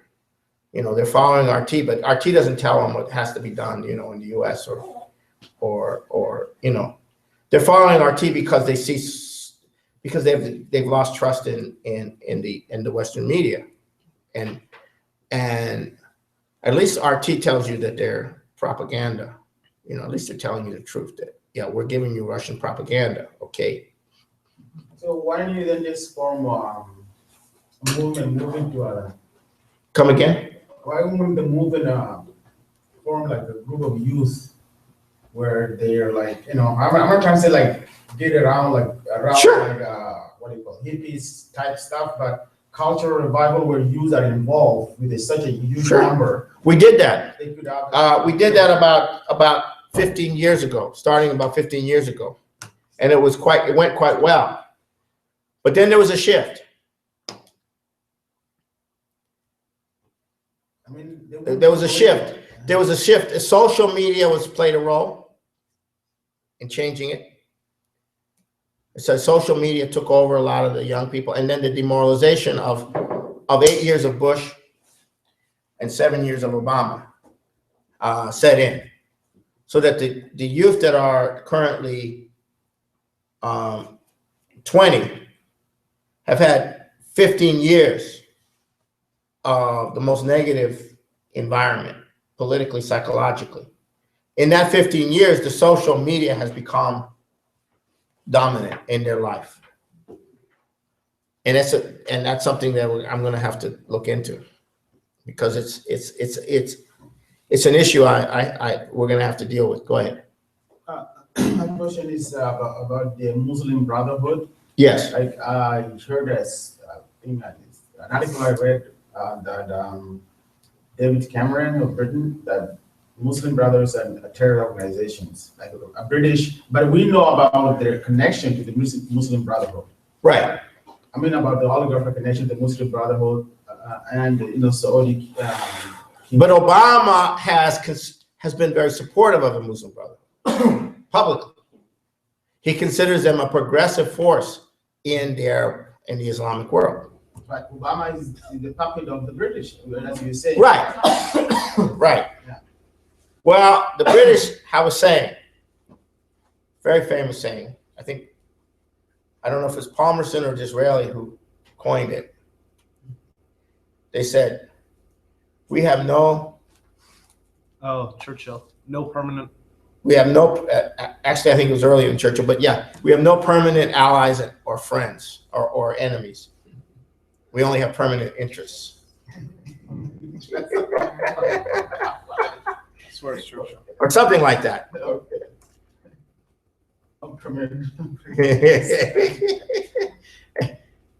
In other words, we do it, we don't, if you trust us, it's at your expense.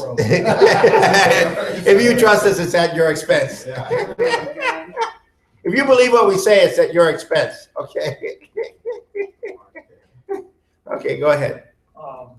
This thing with John Kerry is interesting because it was reported on mainstream news, and it's like, okay, we don't get a lot of mainstream media where someone has just done a flip-flop on behalf of the United States. So this factionalization can't just be like, that's okay, it just made an appearance, but there's got to be more. Right. Well, there's two things. There's two things. One is is a faction that wants to work with the Russians, Right. and then that's being played back into the right-wing conservative as Obama has surrendered to Putin. Okay.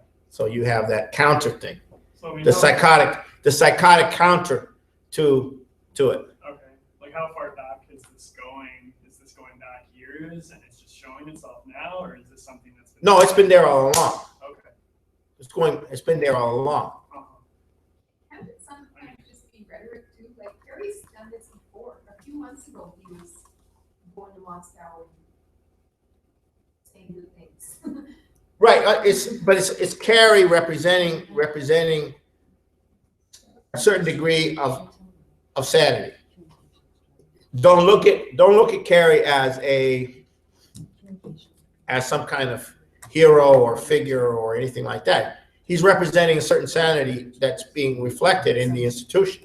It's the fact that it's even reported. Huh? It's the fact that it's reported. That's Yeah, yeah. It's like, okay, here's CBC News saying, oh, look, there's this completely flip-flop, there's this flip-flop Right. that's been done. Wow, holy, Right. how do you Right. make sense of that? Go ahead. I'm wondering if I can tell a brief Sure. story from my personal experience Go ahead. about how this, okay, so bear with me.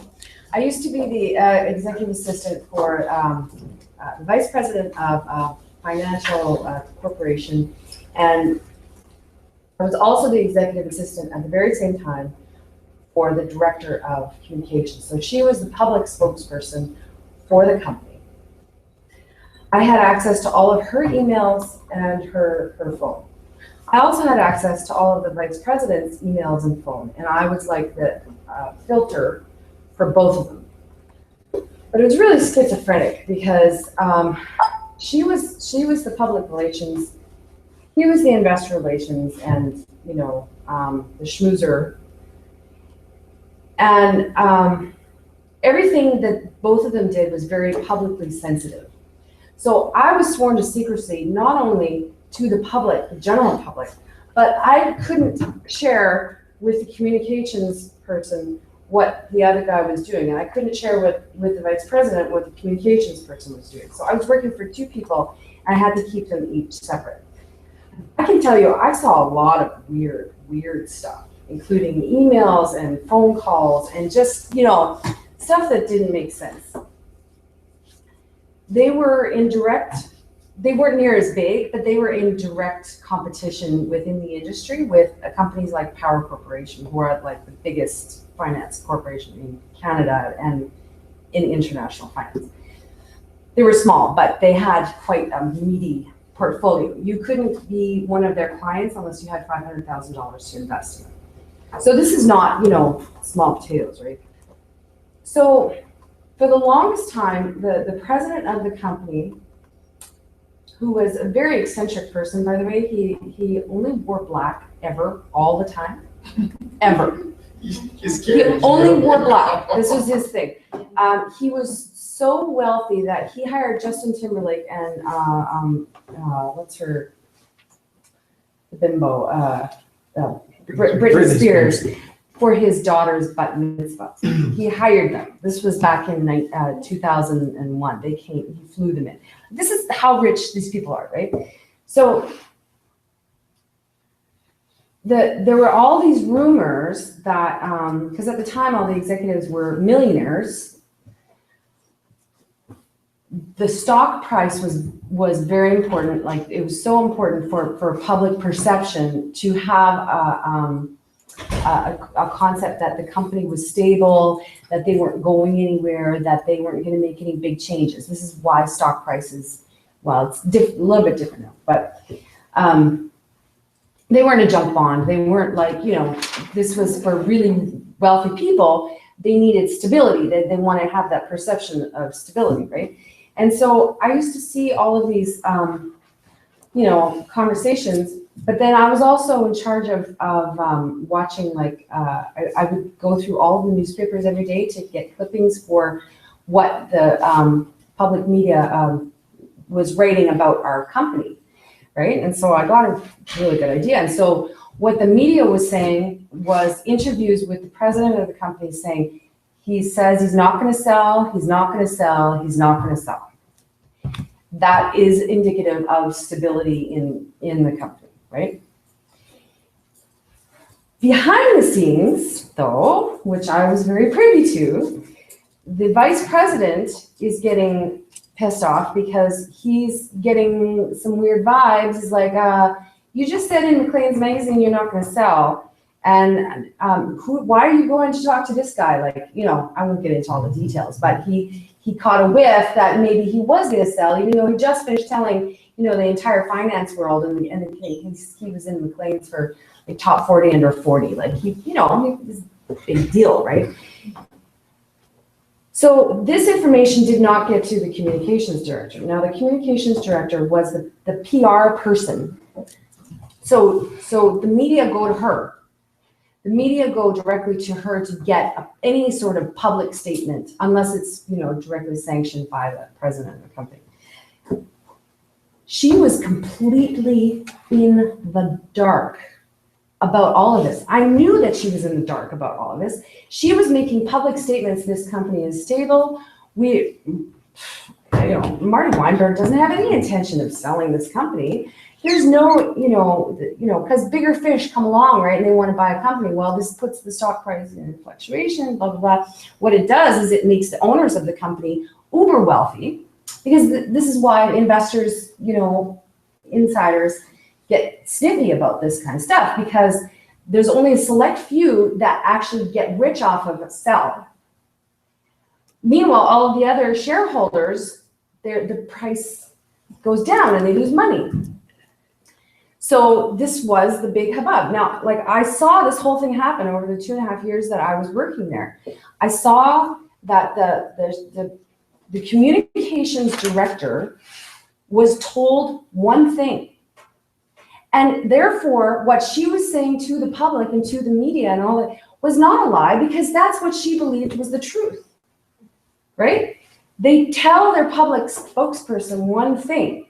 I'm not saying that this is what's happening, Carrie. I don't know all the details, but I do know how I've seen this happen. I've seen it work.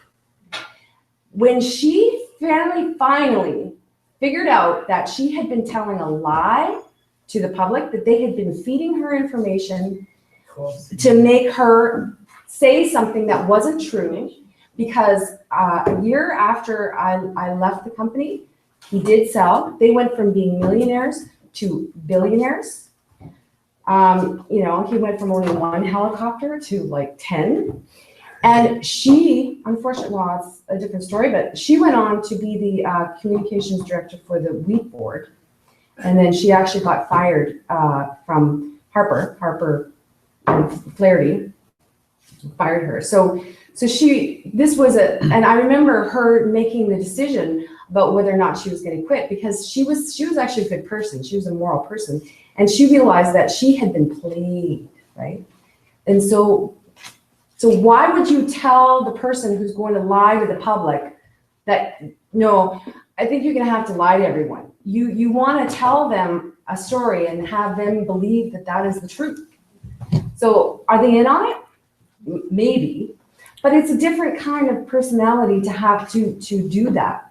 Generally, most people are good and they're going to, I don't know. That's my 2 cents. Well, I like what you just said, and I think that there's some aspect related to this current situation, although I'm not clear exactly how, but there's some aspect related, because I suspect Carrie's being used in the public sense. Could have been used in the public sense. Go ahead.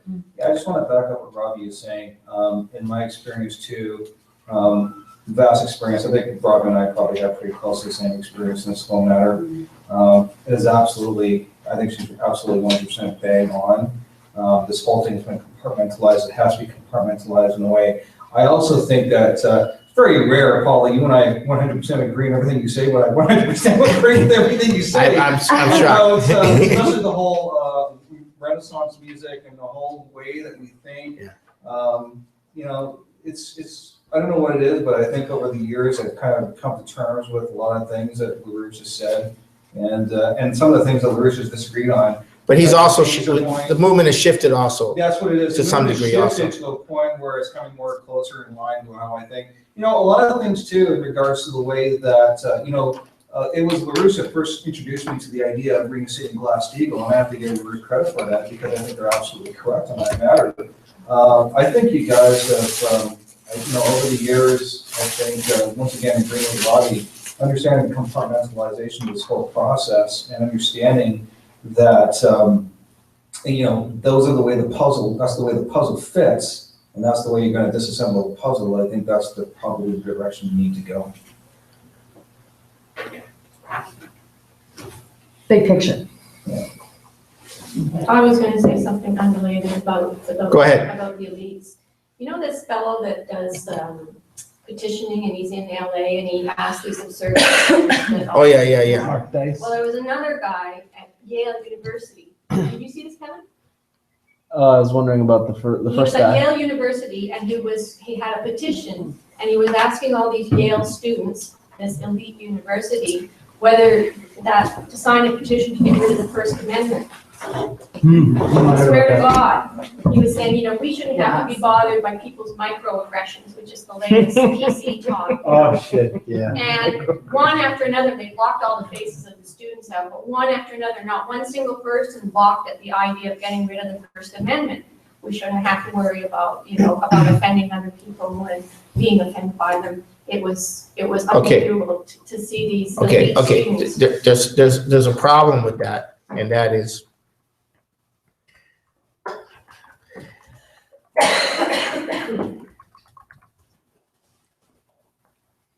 I've done petitioning for ballot initiatives, and you can get anyone to sign anything, first of all. Yeah. Second of all, you don't know how many times somebody said no before somebody said yes. You don't have that record. So in a way, it's hard, like when they did the thing with Nuke Russia, how many people, you don't know that how many people said no and how many people said yes, and then they only show you the yes. So this is one of the methodological problems with that sort of thing. So that's where that's all I got to say about it. Well, the LA guy, he would occasionally get a no, but not very often. And I understand what you're saying. But you don't know if he's just throwing that in just to. Right. You don't know. But That's Mark Dice. student. That's Mark Dice, right? In LA. That was Mark Dice in LA, but this is another guy who's at Yale. Yeah, but I'm saying there is a problem. Yeah. And I have a suspect that a lot of the people that he was asking don't even know what the First Amendment is. I thought they were confusing it with the Second Amendment, which is why he started to expand. Exactly. Yeah. They probably didn't realize it was the First Amendment. They probably thought it was the Second Amendment, right? Yeah.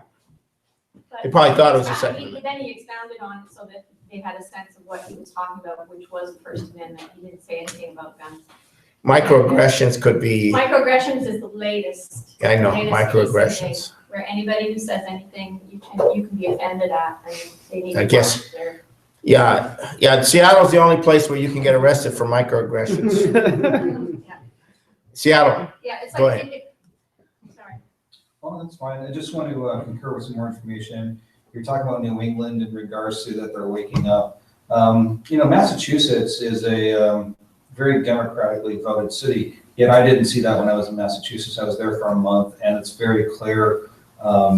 I think, first of all, A, because I'm colored, and B, because I can't stand Obama, I got invited everywhere. But because I could say things about Obama that they can't. But I would concur. Like I asked about LaRouche down there. They know who LaRouche is, and there are a lot of people just irritated with the whole socialist agenda that Obama is running. So, one thing I wanted to ask a question about is, speaking of Black culture, my brother-in-law is from Chicago. He's all over the place.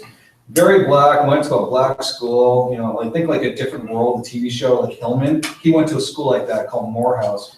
And The college, you mean? the college. I know. I heard of Morehouse. Yes. Yeah.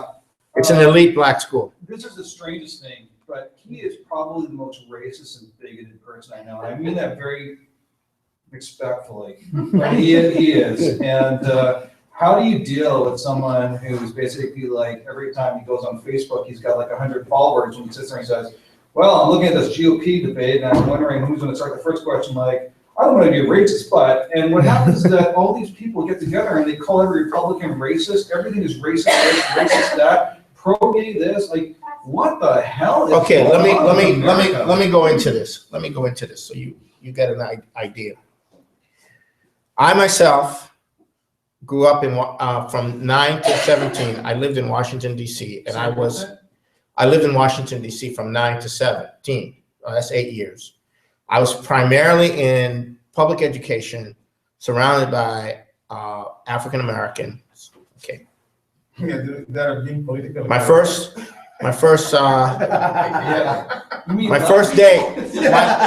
first day was with a Black girl who took me to see James Brown movie in an all Black situation. And when two guys spit on me, she punched them out. So that was my first date. Okay. And she was strong. She was an athlete. She was a year older than me. I was 14 or 15. She was strong. I mean, this woman was strong. She could have picked me up and threw me.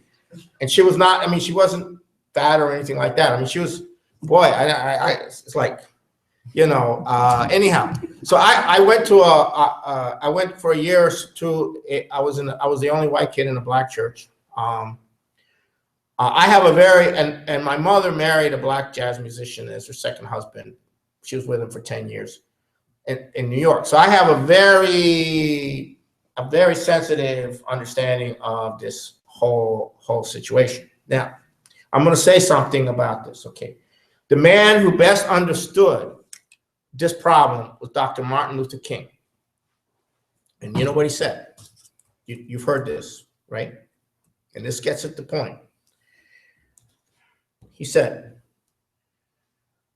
the white Southern racist is a moral person, but is confused. The white liberal is an amoral person. The white liberal is more racist than the white racist in the South. It's a very astute observation, because what he's not talking about what people think they're liberals. He's talking about the amorality of a Bertrand Russell or what have you. Now here's the game. Okay, Martin Luther King went out there not to talk about racism. He went out there to get the black population to stop being passive and to stop being accepting their condition. Because once they did not accept their condition, then that changes the perception, and then that changes the whole situation. So that was the whole issue. And all these confrontations were used pedagogically and dramatically to change the mind of the black population first, and then in that way change the Southern population. The FBI and the establishment, what they did is they shifted it to purgative violence. Purgative violence. Elridge Cleaver, Soul on Ice, Black Panthers, Stokely Carmichael, purgative violence, black nationalism. It was all bullshit. Excuse my language. It was all concocted to counter what King was doing. Yeah. King. I knew the guy who started the Louisville riots right after King's assassination. He was an FBI operative. I have personal knowledge about this. And what they did to the black population was corrupt them with this idea that because they had undergone some kind of slavery or oppression, that they had a right to be compensated, or that they had a right to be an asshole, or they had a right to do this and that. And that's not what King was about. That was not what King was about. And so that became very evil. And the other thing was the black power thing was very screwed up. And the guy that I knew was the security director for Stokely Carmichael. He ran the security for the Black Panthers. And what they did is they all read a book by a Martinique French African guy by the name of Frantz Fanon called Purgative Violence. No, it's called Wretched of the Earth. And that's where the whole idea of purgative violence is. You have oppression, and the liberation, the act of liberation is the act of violence against the oppressor. It's the exact opposite message that King represented. Yeah, can you touch on King's again message? Huh? Can you touch on the King's message, like when he was going to South, he wanted the black people to do what? Okay, what he was doing was getting the black people to engage in peaceful resistance to various integration, anti-integration law, various laws, like you couldn't drink at the same fountain, you couldn't sit in a restaurant, you couldn't do these things, okay? And this caused a tremendous crisis in the white population, the white society. It threatened their whole world, which is what he wanted to do. But he didn't want, he wanted the people who were doing this to be moral and be righteous and be religious and have in a Gandhi-like way. And it was very effective because it changed the mind, the viewpoint of a lot of people. You know, it changed the mind, the viewpoint of a lot of people. And it was effective, huh? But when you're dealing with a police that is immoral, like, I mean, insane, like, you know, somebody who can kill you, actually. I mean, if you just, yeah, but what I'm saying is the circumstances existed in the southern part of the United States where, with the help of people in the north, you could launch this kind of campaign, and you could change the situation, and he did. It did change. George Wallace was the best example of that change. Okay. No, I'll tell you this. George Wallace got up and said, segregation today, segregation tomorrow, segregation forever. And what had happened is he'd been beaten for governor by a guy who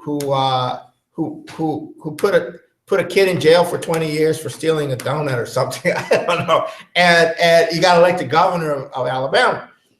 So he said, I'm never going to be out niggered again. so then he went out on his huge campaign of being the leader of the South for segregation and everything else like that. And then he won. He became governor, and then he ran for president and everything else like that. And then what he did is he went right after that. He went and apologized to the black community. He said, "I want your vote."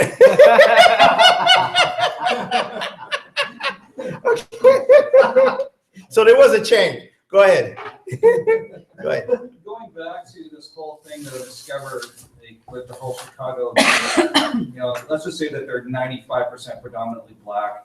And I'll bring up Dr. Ben Carson, and who's a Republican. When I mean that they're biased and racist and bigoted, I mean that they're biased and racist and bigoted against anybody who is Republican. It doesn't matter what they say, what they do, whatever, they will go after them. So they would actually go after Ben Carson as well. And they're just rude, incredibly divisive. And this is something that seems to be very plague-like.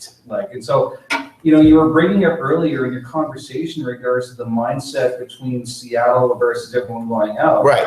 What is going on with this pro-liberal movement that just seems to be, I don't know what to say, but just. Well, I'll be blunt. The black community has been under tremendous change from the civil rights movement. We knew all the civil rights leaders. We worked with all the churches. The black state legislators worked with us. There was take care. Hold on a second.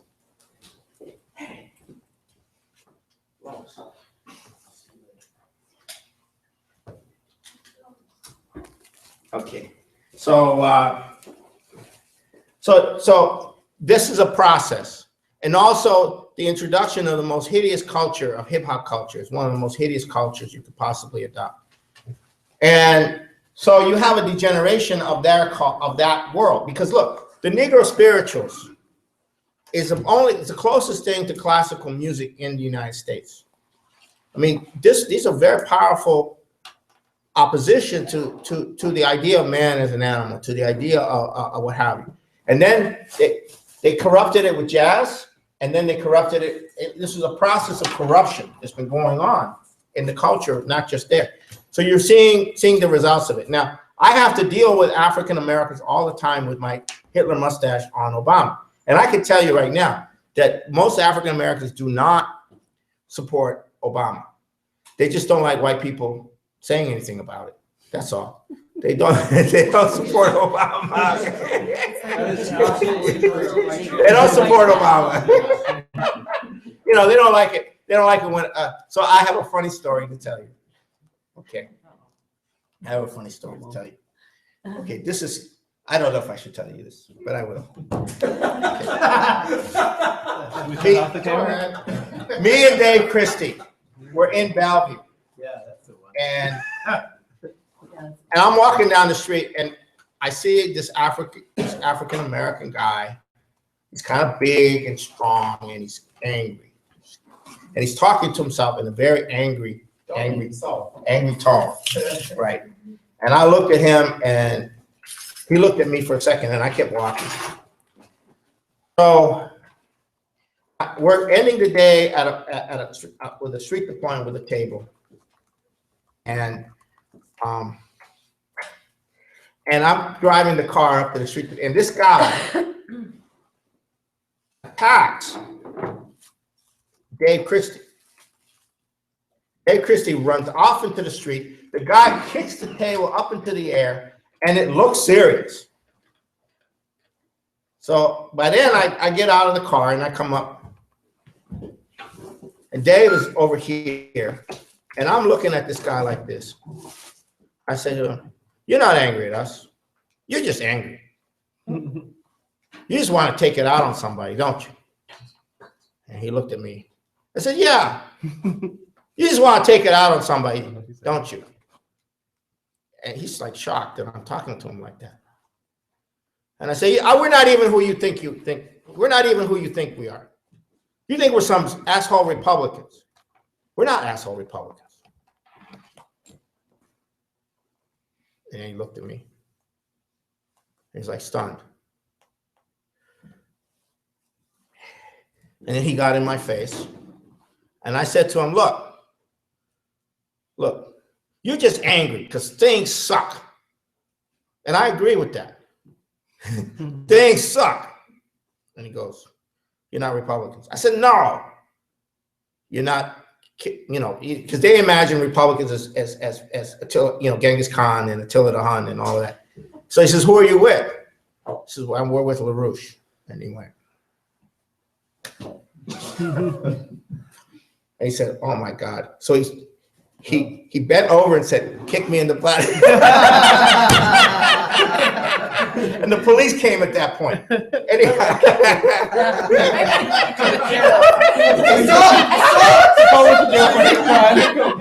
I didn't kick him in the butt. So that was, here's this guy. I mean, the whole neighborhood is scared. They're all freaked out. I'm not freaked out. Why am I not freaked out? Because I know these people. I know them. They're not like aliens to me, And I know that a freaked out black guy is not a problem if you handle it right. But a freaked out white guy is a problem. He's just enjoying it now. What? I see you're enjoying telling the story now. Yeah, I know. But a freaked out white guy is a serious problem. Because a freaked out black guy generally is a guy who's just upset. He's not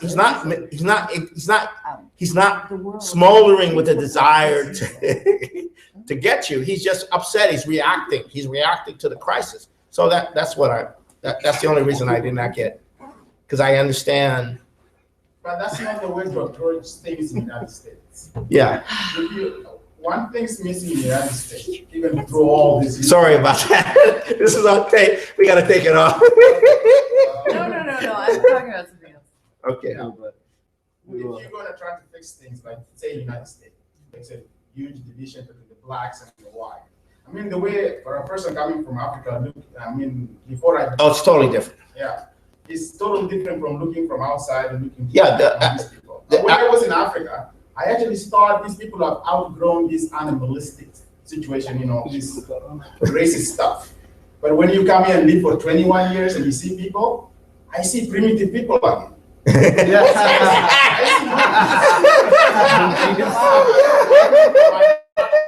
Primitive people, and they're getting more primitive. I see primitive people literally the way I see it, no matter how technological advanced they are, you live in high-rise and everything. That's the problem. You got it. That's it. We have to do something about that. We have to raise it up. Anyway, the way to approach things in the United States is to fix things from, I don't know, institution or something. You have to serve justice. You have to some kind of equality. You have to give people hope. Things are changing. Yeah, exactly. You can actually make it through this. But when you stick to your guys, say, I'm a Republican, I'm this, I'm that. Yeah. I mean, what? We're still in 60s segregations. No, my story didn't help, but anyhow,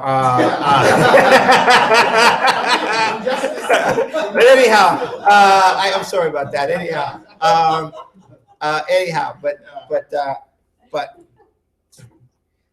But no, the culture has to be addressed. But it's an issue of leadership, and we don't have a president that can function that way.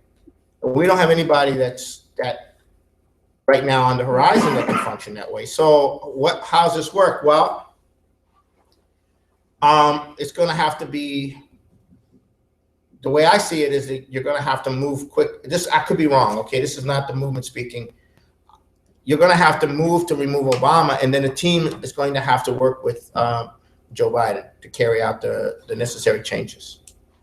And whether he's up for it or not, I don't know, but he's not an Obama. So, what are you going to say?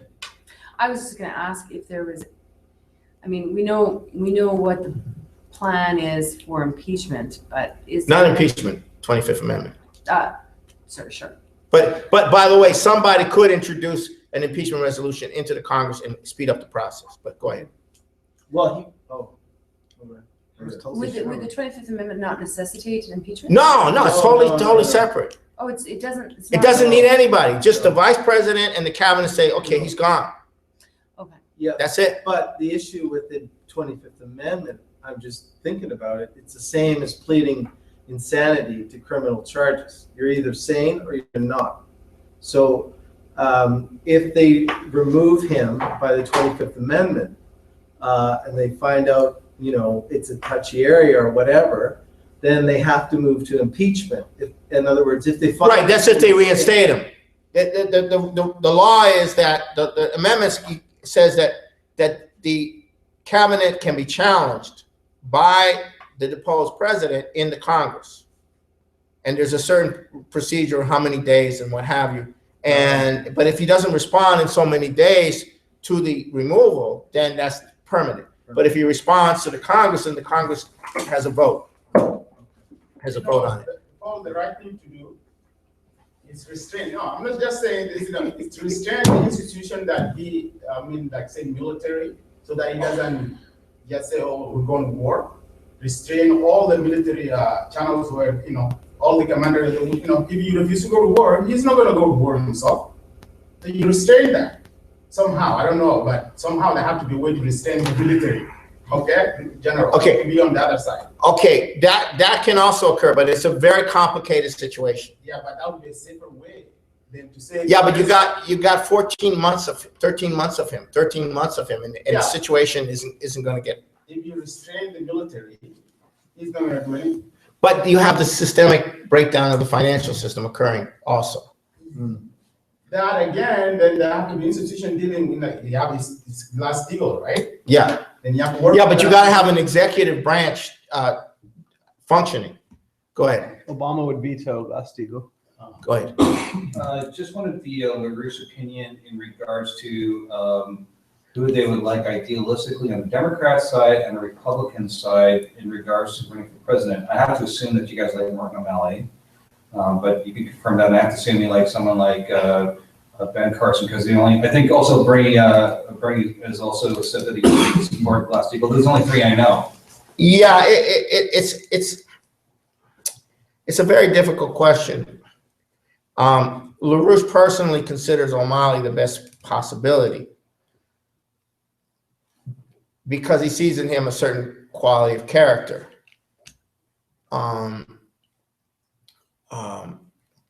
Beyond that, Hillary is totally went with Wall Street and Obama. Bernie Sanders, I think, was built up because he's not really able to cross his niche to a more universal perspective. So they built him up rather than allow O'Malley to be built up. So they built him up as the opposition. So he was built up. And the problem is I don't get a sense from him of an ability to reach out beyond the niche that he's in. I don't get that sense from him. So he's kind of stuck. It's a kind of stuck thing. And then on the Republican side, what you have, is three kinds of Republicans, basically. And you don't have a unity within the Republican system. And I had this discussion with the guy who wrote the book on the Bush, on George Bush. The guy who wrote the biography. His name is John. Huh? The unauthorized biography or the real No. biography? This guy wrote the biography of George, The real one. the current one. George Senior, the H.W. Bush. His name, his name is John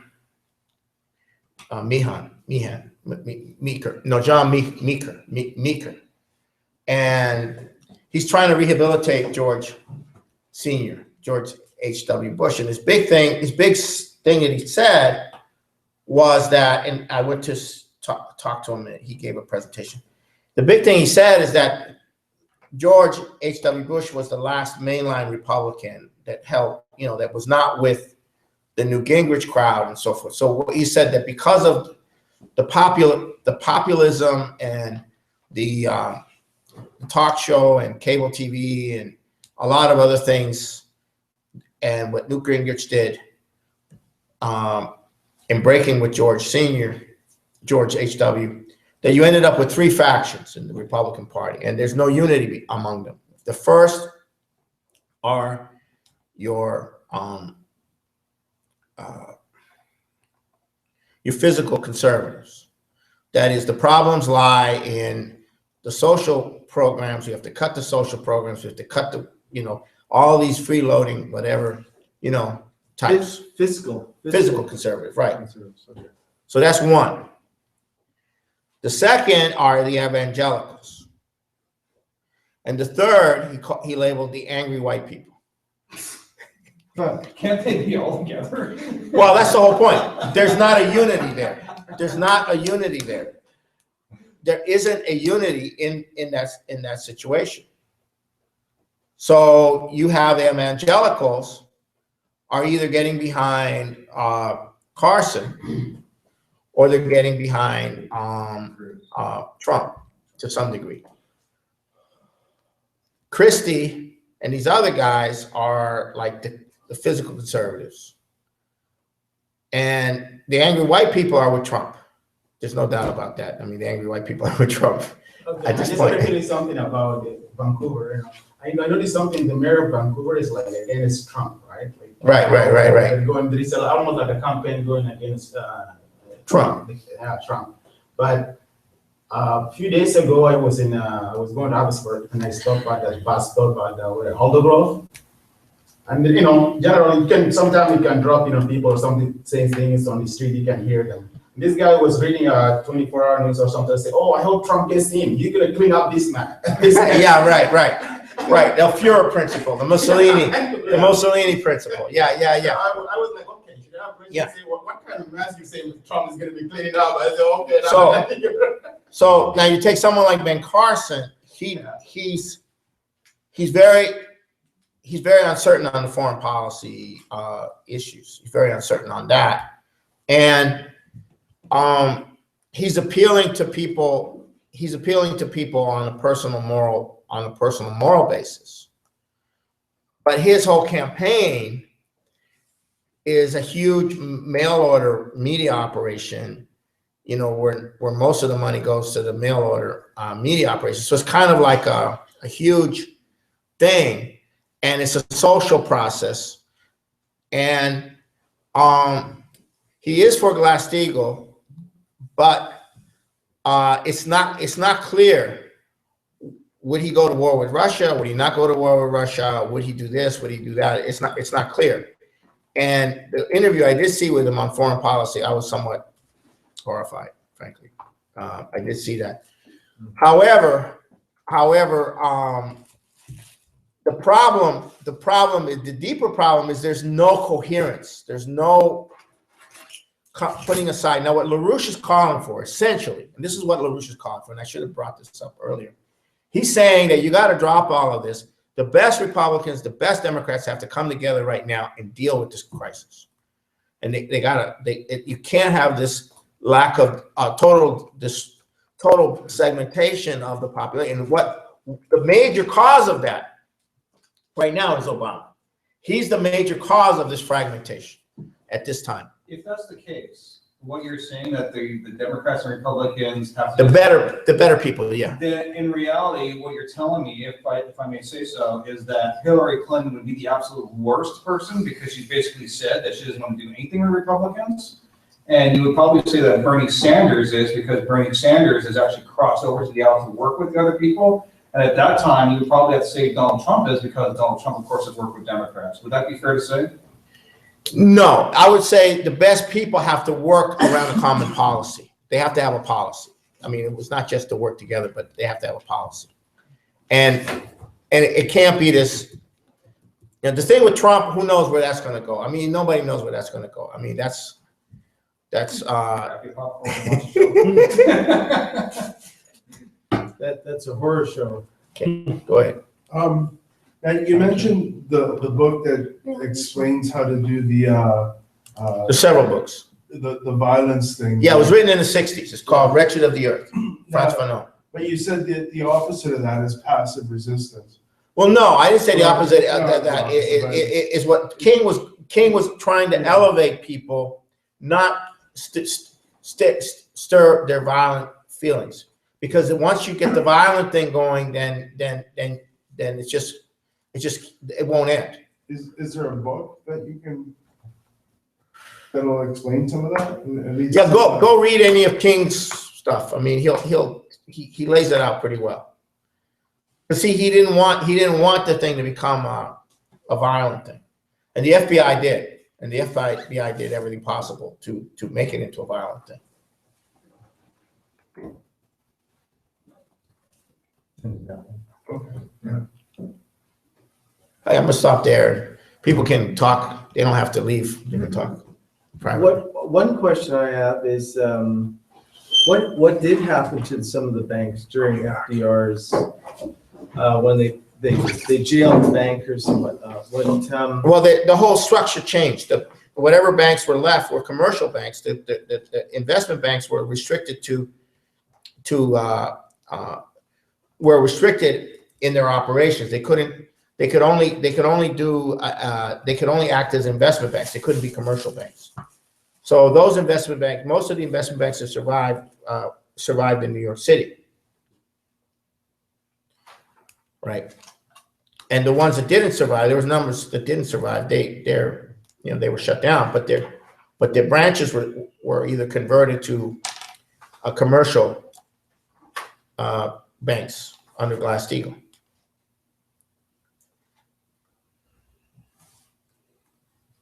Okay.